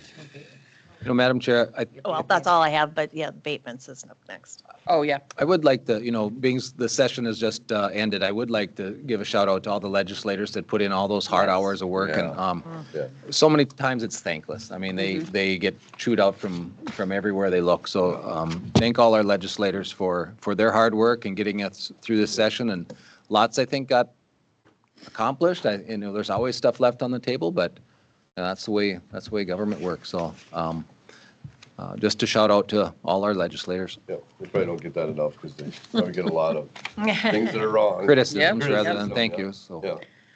All right, Lee. Okay, so Did you hear what the questions are? The question that I heard was on this Cormorant. Yep. The prior, so, excuse me. So the prior value on these two parcels were divided into 69, basically 69 other parcels. They were being valued on the 69 parcels and taxed, and it hadn't been taken out. It had been taken out on our side and our CAMA side, but it hadn't been taken out on our tax side. And if there was a value in there on tax, on a legitimate parcel, I mean, if it is, it just continues to value it. It doesn't automatically go to zero. It Were- has to be taken out. Were taxes paid on all 69 parcels or whatever it was that you said? Yes. Yes. And how much tax was generated for each parcel? Okay. About, like, I mean, I was have it no- $200 a parcel or? Well, think- I can tell you what kind of values we have on them, Okay. but I don't, taxes, so they're all, So what you're, let me paraphrase here then. So what you're saying is that the parcels that we're crediting back, there's no taxing area for them. It's a road right away, no, basically? well, okay, so when you have a large That, parcel. the parcel number that what are the parcel numbers that we're abating? Is that just road right away?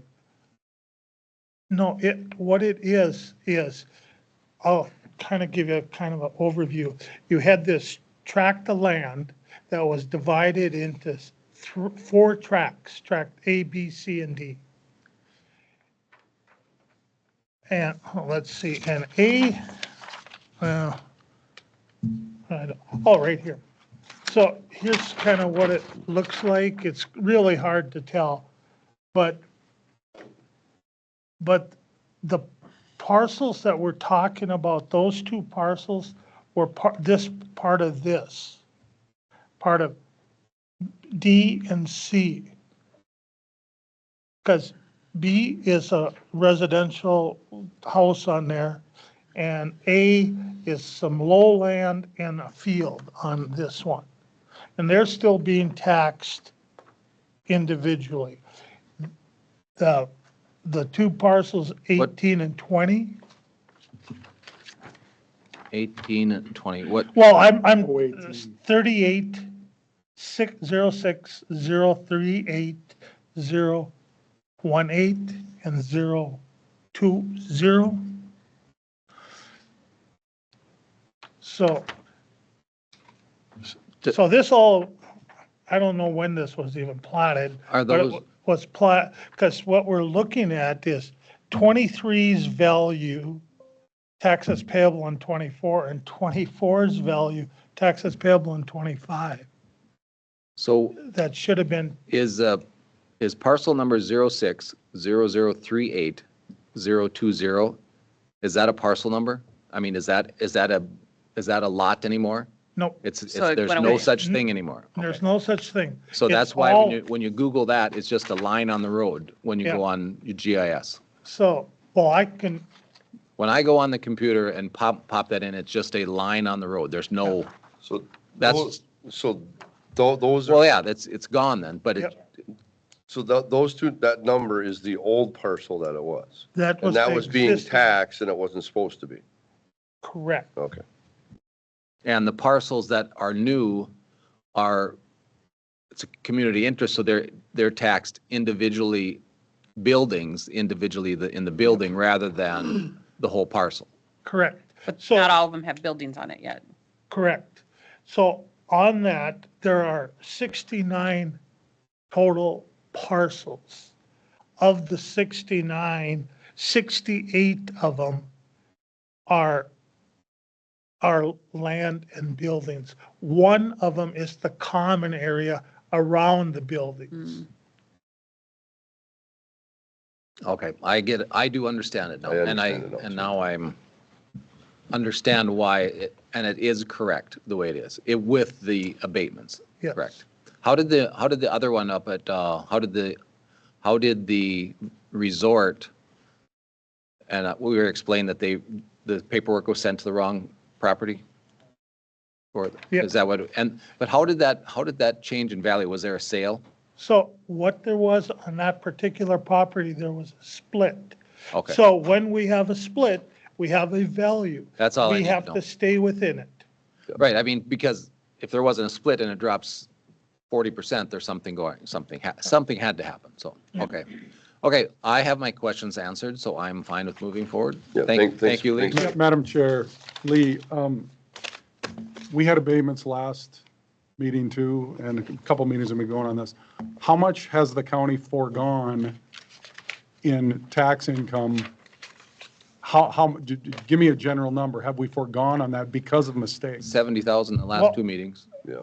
Well, I put it on there, but the auditors, treasurers do the taxes. I can calculate them out, but I don't Mary, keep. track. about how much has the county foregone in taxes because of our mistakes? Guesstimate. 80 to 100,000. Okay. Mary, What do we what have has budgeted it been over the years? Is that standard for the last decade? No, it's higher. Last year, we did have transition issues, so it was 100,000 last year too. Prior to that, between 10 and 20. Okay. So we need to do better. Do we have things in place at the county to make sure this doesn't happen again? Well, Yeah. we're looking, and we've got some things in place. Mary and I have talked, and we have things in place, so some of these, like the tax forfeit ones, we're not getting missed, won't get missed. You know, we should be able to catch all those.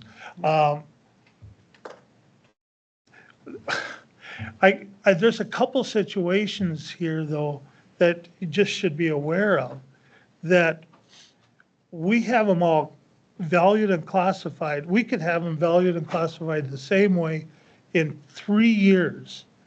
And in one of the years, it doesn't give the credit, and we have no idea. We've talked to the tax system, and they say, well, try an abatement. We put it in that, and it calculates them. We have no idea why that is. We're hoping that the new platform will correct some of that stuff. Hoping that a new platform does Well- not give me a lot of satisfaction. I mean, But Lee, it's as I their look at this. program. I mean, it's Amentum's program that is what we have to deal with. If you value it and you value your land and your buildings and you don't change anything else, and it's supposed to get, well, for instance, the ag credit. If Is you're this- ag homestead, you get an ag credit. Is this the same system you used in your previous county? No. No. Do So you know we're of any, just, do you know of any other counties that use the same system? this system, yes. I know Clay County does. I know Polk County does. Washington County does.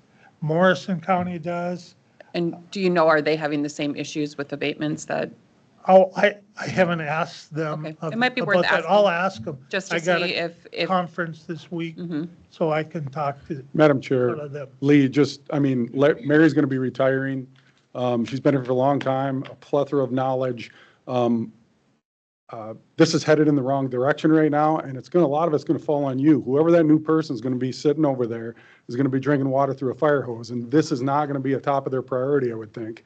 But it's very important, and someone's got to be responsible for this. And like I said, $10,000 to $20,000 mistakes the last decade, and now we're up to 100,000. We're headed in the wrong direction. It's got to be taken care of, and a lot of it's going to fall right on you. All right. Yeah, I personally do not like to have abatements at all. we don't either. We try You to, don't either. my goal is always try not to have it, but some of these are, just,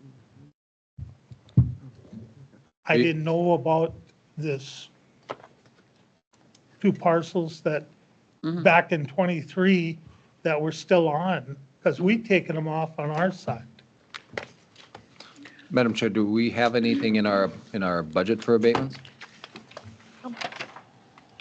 We used to. Yes. We used to have a dollar amount in the And it was taken abatement. out, and it might be something going forward that we add back in. Well, and what, in our budget, I mean, is different than, but what this really affects is the school districts. I mean, this is the school districts and townships lose their money also. It's not just us. So, to me, theirs is more important than ours. The school districts do actually recover. We report every 6 months on anything that we've reduced, and they raise their levy limit in the future year. So the school districts will recover it. It's the township. the following and the year. county that don't. Yep. All right, thank you for that, Mary. All right, thanks, Lee. Thank you. Thanks, Lee. Thanks, Lee. Madam Chair, I had gotten an email early this morning and I didn't see it. If I may, I just wanted to share with the board. It was really just kudos from the, I believe it's the let me try this again, Lake Eunice Township. Oh. They had used our online reporting for roads, and they just really liked the new technology and wanted to thank Becker County for this up and running, and they're sharing that information. It was really easy to use. They got a quick response from Jonah, so I just wanted the board to be aware of that. Thank you to the Highway Department Yeah. and Jonah. And with this, I would like to make a motion to approve the abatements. Okay. All right, we have a motion. Do we have a second? I'll second. Any further discussion? All those in favor say aye. Aye. Opposed? Motion carried. All right, Tiara, come on up. You're the next contestant. Yes. The price is wrong. Good morning. The item that I have before you is a new policy to the county for no children in the workplace. This has gone through the department head meeting as well as the courthouse committee. Madam Chair, motion to approve. All right, we have a motion to approve. Do we have a second? I will second. Any further discussion? Madam Chair, was there an issue with this in the past? So there was a concern that was brought to my attention. This has never been a policy that's been needed in the county. There was a concern with a department that was brought to my attention that there was a child in the workplace for the majority of a day. I then approached that department head of that employee that had the child at work and was met with the response of, there's not a policy. Okay. So there will now be a policy. Madam Chair, does this, and I read through it a little bit, but does this like coming, the kids coming to work day when they have that day annually once in a while, does this allow for something like that? I guess I don't know of us ever participating. I know there was a program that we had previously participated in with the school. We've not done that since I've been here, like Children in Government. I don't know if it's a program that they still have or not. Madam Chair, maybe we can look at, and I kind of asked that too, and what, maybe not, more of a job shadowing, I think, for younger youth looking for, is this where I want to, so a job shadowing probably, we could probably write a job shadowing program to allow High school. whatever, yeah. But something, we could review that. I think that's more appropriate, and that would cover the children. I mean, job shadowing would be probably on the older ends of, rather than younger. I mean, obviously a 8-year-old's not as interested in job shadowing. Yeah. Yep. So, Yeah. Okay, any further discussion? We have a motion in a second, right? We Yeah. do. All right, all those in favor say aye. Aye. Opposed? Motion carried. Thank you. Thank you. All right, we are going to take a break until 10 o'clock, 6 minutes. Sweet.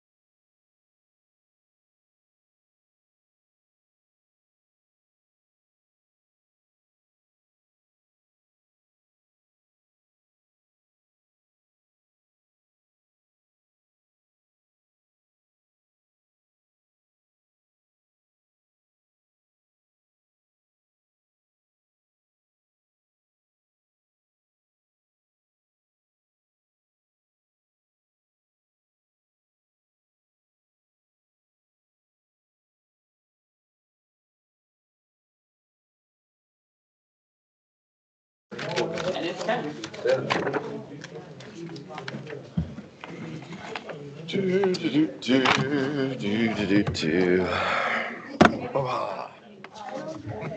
All right, are we ready? We're ready when you're ready.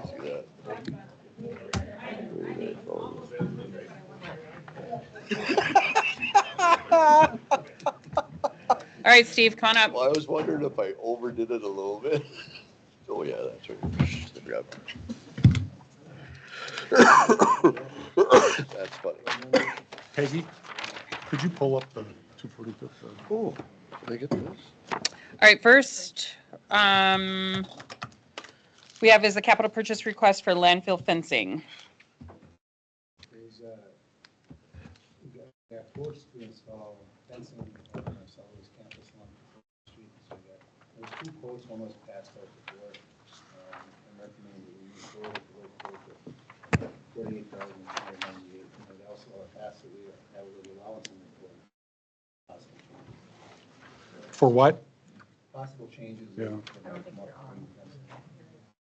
How much of it, how much do you think? 5%. 5%. And did we get I know you sent an email yesterday stating that the low quote through Freedom Fencing did include labor? It did. Okay. What was the dollar amount? I'm trying to struggle. What? $48,398. So the amount would be, Well, Madam Chair, I would, I'll make a motion to approve the low quote of 48,398. Is that correct? With Yep. an additional 5% upon committee approval. So we bring it back to committee and, or administrator or Yeah. committee approval. yeah. I'll second that. So if there's an increase, Committee. if there's a change order, then your committee can authorize it, Oh. or Or administrative, Carrie can authorize. just so we have some, it doesn't have to come back for board is what I'm saying. Yeah. For that change order. Okay, we have a motion and a second. Any further discussion?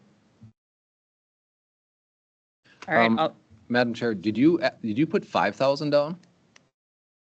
What was the dollar amount on the packet here? That, I can't remember. 48,398 is what. what's the change, what's the additional? 5%. 5%. Okay, it was 5%. I thought it was 4,800 more, so that'd have been 10%. No. Half that, 20. okay, Peggy, can we go back to the, It's 5%. What page is this on? Sorry. I'm not Page finding it. 80, 92, and 93. Okay, there it is, 5%. Yeah. okay. All those in favor say aye. Aye. Opposed? Motion carried. The second item was earlier, 3 weeks ago maybe, we sent out some emails about there's a questionnaire on the regional study that we're doing, and the firm that's doing this would like a response from Becker County as to regards to where our future direction is going, whether we want to participate with other counties in developing a regional landfill or several landfills, or keep going on our own, or they want to know what we're doing. And Can you put this up on the screen? Because these, You want that? like the graph, and I'm trying to understand it better, the The cost. tip fee one? Mm-hmm. Because I did the survey, but this has nothing to do with the survey results. This is just showing the,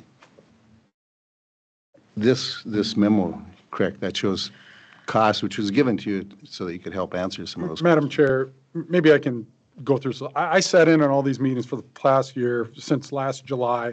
It's coming to an end here in June with this C&D thing. So they said, did you want us to come in and present? And I said, no, I don't think so. Because the lowest fee, this would be 140% average C&D tip fee would go up 140% of what we're doing now. That's the low end. The top end would be 400% to do these regional sites and stuff. So I said, you know what? I mean, you well, can't that's even, what I was trying to read. you can't even convince me. I don't see any, No, I it's don't just see- bad. There's I don't nothing know where good the- about it. I mean, the only time it would be positive is when if we were at capacity and we're done and we had to build something brand new. That's, and then, but that's a long time away. Well, let's talk about that, because of this study, we got some more of that information. At current rates, it's about 43 years away. The problem is that we're increasing our C&D disposal. We talked about taking in stuff from Ottertail County, remember Burgess, so all of that adds up. We've got to get that fixed too. But So 43 years was at current capacity. It's probably going to be between 2030 and 2030 and 2040 that this happens. It's not going to be 2040. It's not going to be 43 years, in my estimation. So that leaves another question. Okay, this is only 3 years away. well, in the high 2030s, but before 2040, Okay. I think we're going to have to do something. The state did this $300,000 grant to see if this would match or if this would work out. It won't. I mean, it's way too expensive. Why would we do anything like this now? But if current rules take place this fall or next spring, we're going to have to do something by 2034. Haug down here, Haug is going to be closing up. That's a private shop. All his material is potentially probably going to be coming to our landfill. So it begs the next question is, if we're looking out and strategically looking at what we should be doing, we shouldn't just sit on our hands here and say no to this, which I am saying too, no to this, but what should we be thinking about down the road? Steve and I have had some conversations about this, and depending on what the rules come out with, which a lot of times mean liners and stuff, should we be looking at some other kind of a site or expanding this site? Or otherwise, it's going to be transportation. It's going to be hauling it. Wapaton has a site. We could take it across the border. It wouldn't be quite to Gwinner, but that has potential. But once again, the transportation costs are going to be enormous.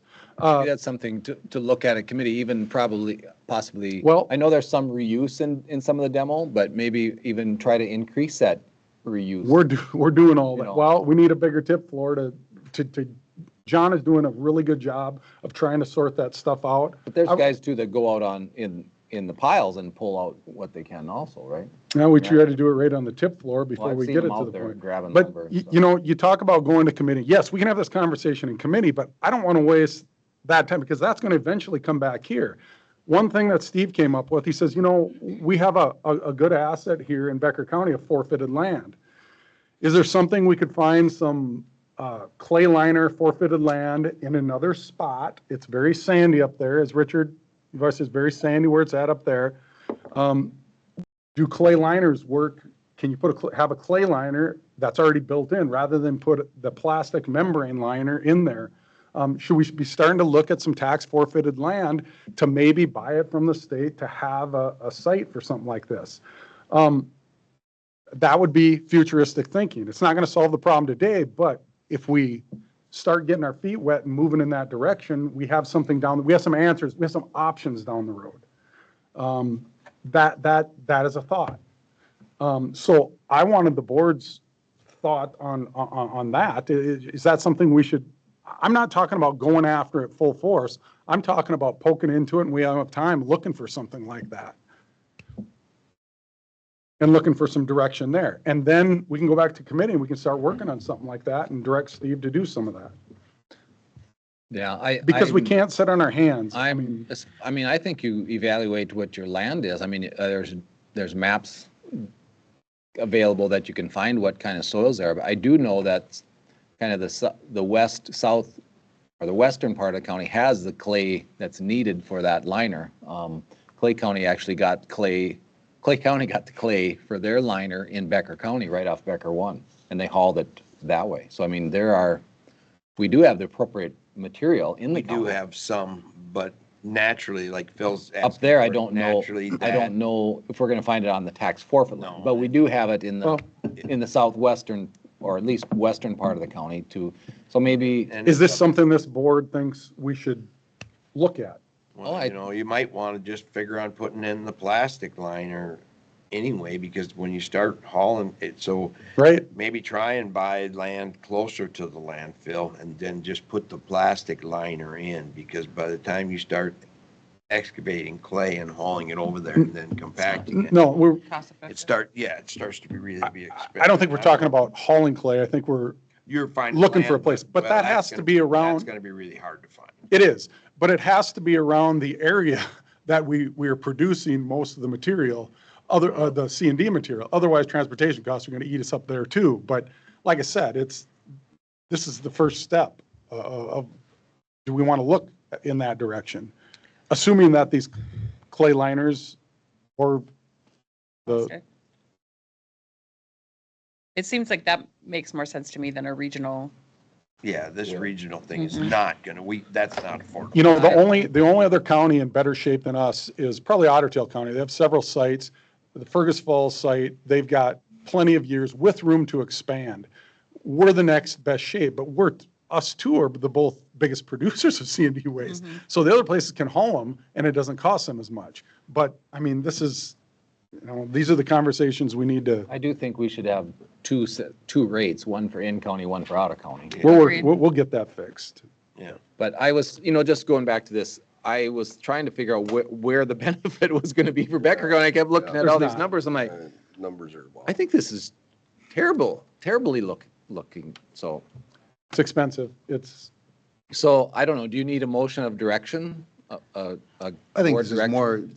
Discussion? more discussion to get some flavor of direction and where you want to go. So if does the rest of the board, I mean, this is way too expensive. Everybody feels that Yes. way, right? Agreed. Absolutely, yes. Yeah, and So I can summarize that and I'll forward it to Carrie, so if you have the questionnaires, send them to me and Well, I filled out my questionnaire online. did you send it to me? Well, I don't know, I submitted. Wasn't online. It wasn't an online. Oh, I did. questionnaire. There was one that online and I did I that. thought I did mine online too. And I thought, What if we haven't done it yet? well, I did one, whichever one. Mine just says no on it. I thought I was this one. I guess the essence of Like, just if tell you're you not no, going to no. do this regional landfill thing, which we all agree we shouldn't, it's cost prohibitive, what are we going to do Well, then? That's kind of, I think we should state that in motion, give you directions that, so I'll make a motion that, after review of the Spoken Wheel study for environmental landfill, that Becker County feels this is cost prohibitive to us be involved at this time. That was my motion. I'll second that. okay, For the discussion, do we want to say what we believe our next step should be? Like, what direction are we giving, or just? I think this is just for not- this is just for the study at this time, but we'll Okay. have to. okay, we in discussion? We are in Oh, discussion. yeah. okay. I mean, the hub and spoke was just one option. Okay, well, you There- can so- eliminate that, just this study, then the cost of the, So you're saying it's just cost prohibitive and we don't want to be part of a regional? Hub and spoke Yep. system. regional system. Regional system. Is that better wordage? Yep. Regional system, so replace hub and spoke and With regional with system? regional system. Okay. Okay, Because it's cost prohibitive for us. One other That- thing that's worth talking about is what's the board's take on accepting demo from outside of the county borders in this area, because most of these landfills are going to be shutting down. Well, Around us. I think that will be determined on your in-county fees and out-of-county fees, And we can work on that at subcommittee. So we want to, But we do want to match that, so we're not Or- half price for Otter Tail County and everybody's. Or bringing more. themselves up here. Correct. but we can also, be more. like, do we want to be, if by bringing in additional waste or C&D is going to shorten our years significantly? I mean, I think that's something for us to think about too, is do we want to? We Bring might have in. to look at that if it Yeah. starts to get worse. If Mhm. they close these other ones, I want this for our taxpayers. Yes. Yeah, I You know, agree. it's- I agree. Cost of transportation and we don't know what we're gonna do if we fill that up. So, Mhm. I mean, at least until we have a plan Right. of what we're gonna do and know that we can start I- bringing in other counties' waste. I think in the C&D short waste, I term, think we need to, I think in the short term, we should increase our out-of-county rates. And then if we start seeing these landfills close, then we got to look at not allowing it or raising them or higher raising them higher, yeah. again and, Yeah. yeah. Yeah, And Madam either one. Chair, and building. your another- point is the discussion that we're looking for, so we can go back to subcommittee and work on something. I think you can do a survey on your land to see if there is any possibilities of that. That's not a big stretch. I mean, yeah, that's, Sure. okay. Did we? Madam vote? Chair, see, we had a vote, anything else, Steve, on that? No, we'll bring it back to our committee, and I have some ideas that will. And we're meeting in Elbow Lake tomorrow on the C&D thing, so this is the recommendation of our board back to them, so this is good. All right, let's call the vote. Okay. All those in favor say aye. Aye. Opposed? All right, motion carries. Anything else? Not for right now. We're ready, It's 10:15, so I'm trying to stay on track. especially with a group like that outside. They all got guns. We ought to be good. Don't want to make them Make the mad. guy with guns go last. It's right on schedule, though, so. I think it's a first. That is pretty good. I am. Does anybody want these copies? No, I don't. We can, June Are you 4th. really sorry? Because we don't have our meeting till Friday. June 4th. But I think I'm gonna go. Our district meeting is the 5th. The 5th, Yeah, I'm not 100% sure. but crowing, I think, is the 5th. Safety committee report. They're blocking a doorway and exit. I got one right here. Safety committee report. Online. I can't tell the difference. See, it might not, so it might not be worthwhile. Change. Oh.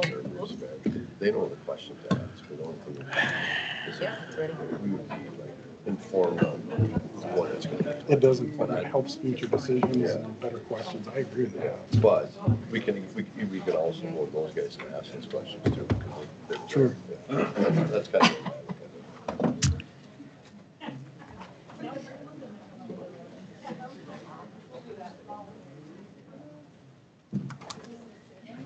Sometimes I'm not asking for something. So we're- You're always welcome in these days, Todd.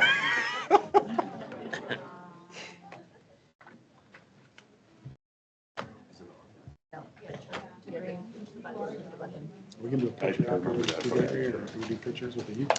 Yeah, usually. Huh? Usually we do pictures. Yeah. Yeah. Aren't they all award winners? Aren't they all award winners? Yeah, I think there's 11 of them. Welcome, everybody. More chairs in front here, some over here.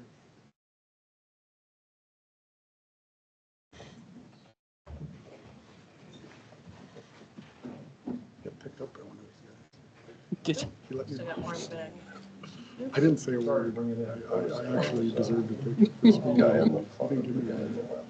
I was in Osage, that's my phone rang, so I pulled over and he said, come on, let's go. Welcome, Sheriff Blinder. Welcome, We enjoy these ones. Madam Chair, members of the board. Again, like I said, this is one of the few times I'm not asking for something. So, in the recent weeks, we celebrated Correctional Officers Week, National Communications Officers Week, Police Week, and Administrative Professionals Week. And this is why we celebrate those times. So welcome, everyone. If I can get through this. On March 19th, 2026, well, first of all, let's have everybody come forward. Don and Keela Hansen. If I could have you guys right here. Taylor Hillica. Lizzie Schoen. Sergeant Ryan Aho.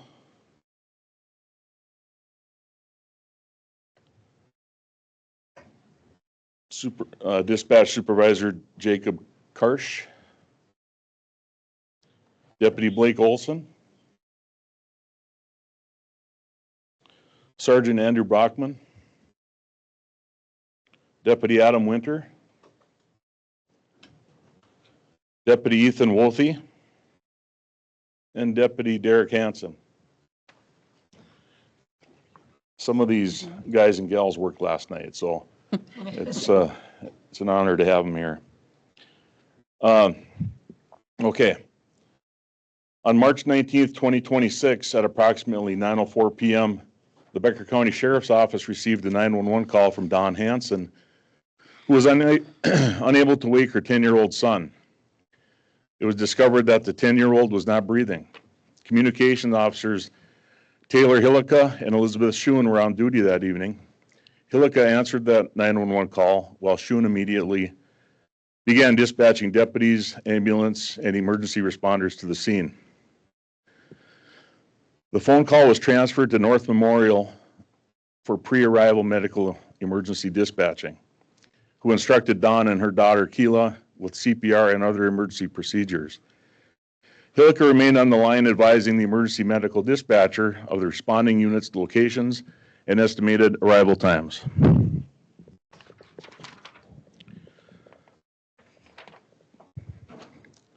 The phone call was transferred to North Memorial for pre-arrival. Sergeant Ryan Aho, along with communications supervisor Jake Karsh, who was on his way home that night when notified of the emergency, were the first to arrive on scene. Deputy Blake Olson arrived shortly thereafter, followed by Sergeant Bachman, Deputy Adam Winter, Deputy Ethan Wothy, and Deputy Derek Hansen. Aho, Karsh, and Olson took over CPR with Bachman, Winter, Wothy, and Hansen all assisting. An AED, automated external defibrillator, which is used for those suffering from cardiac arrest, was utilized on the young boy at this time as his heart had stopped beating. Carsonville Fire and Rescue, Essentia EMS, had also arrived on scene with Lifelink Air Ambulance en route at this time. After continuous CPR and several shocks with the AED, the boy's heart began beating. Although there was a heartbeat, he was in obvious critical condition. With his mom riding with, he was then airlifted by helicopter to Fargo and then to the Twin Cities for further care. It is with honor I commend everyone involved in this incident. Without their quick actions in response, the results could have been much more tragic. And just a little quick story before I hand out awards. A couple weeks ago, I was at a wedding, and I observed 3 young boys running around playing like young boys do. And one of those boys is here today. And Dad, if you want to bring Otto Hansen forward. Here's our young man.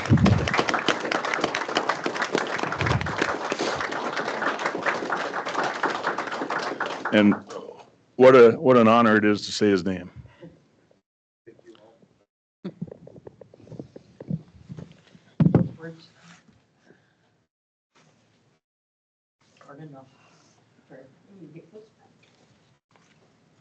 I have words to hand out.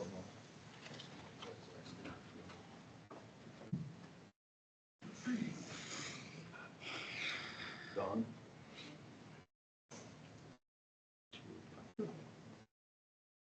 Sorry, buddy. You gotta shake your hand.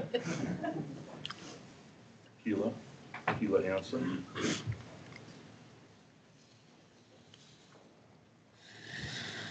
Taylor Hillica.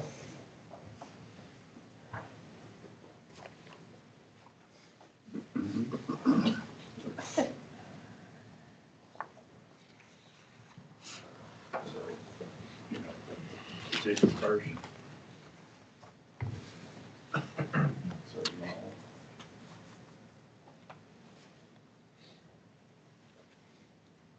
Olson.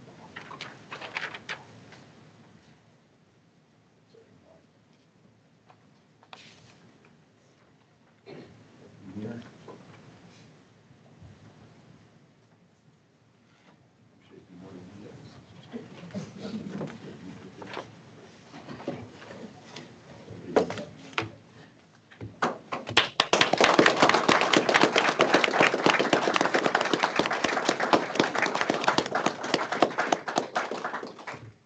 We have one more thing we'd like to do.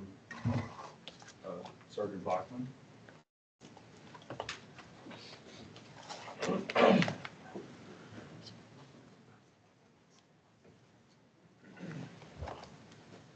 Otto, we were hoping to get this to you a little sooner, but we wanted to wait until today.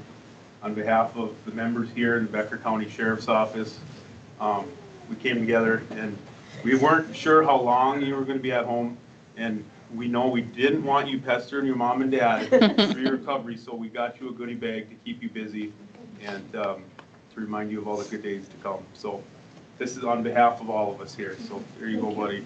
And it wouldn't have been right if I wouldn't have gotten crazy green for you.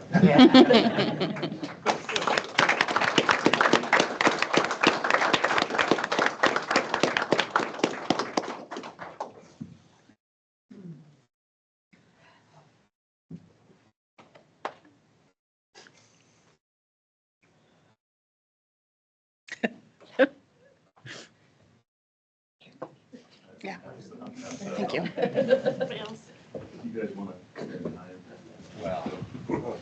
We don't need to. What's good are we? I do want to go give some hugs. Bill's the only one to be seen anyway.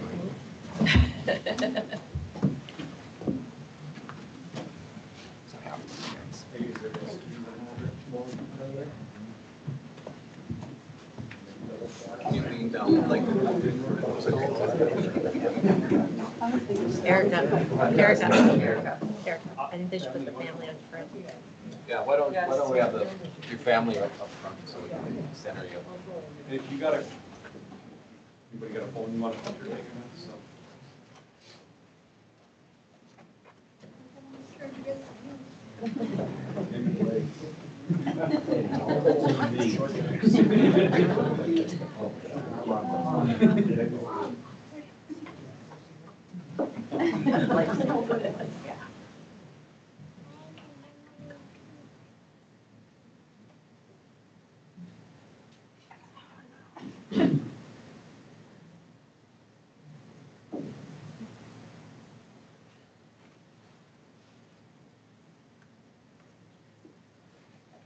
It's a slow one.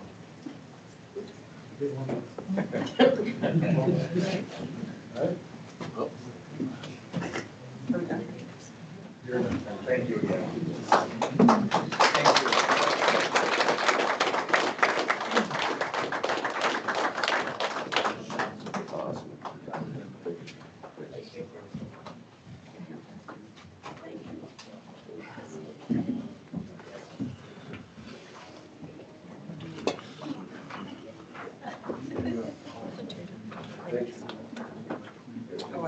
No, I'm okay.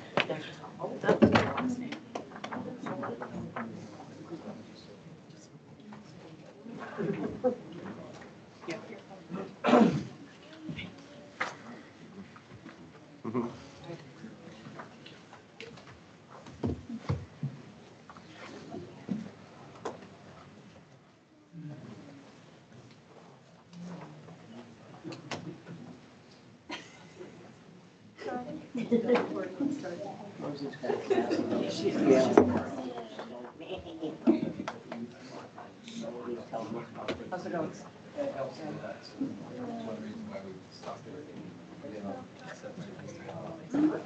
Yeah.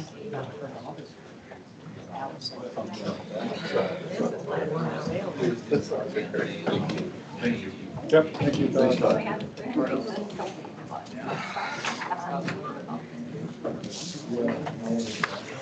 All right, do we have anything else? All right, we're adjourned.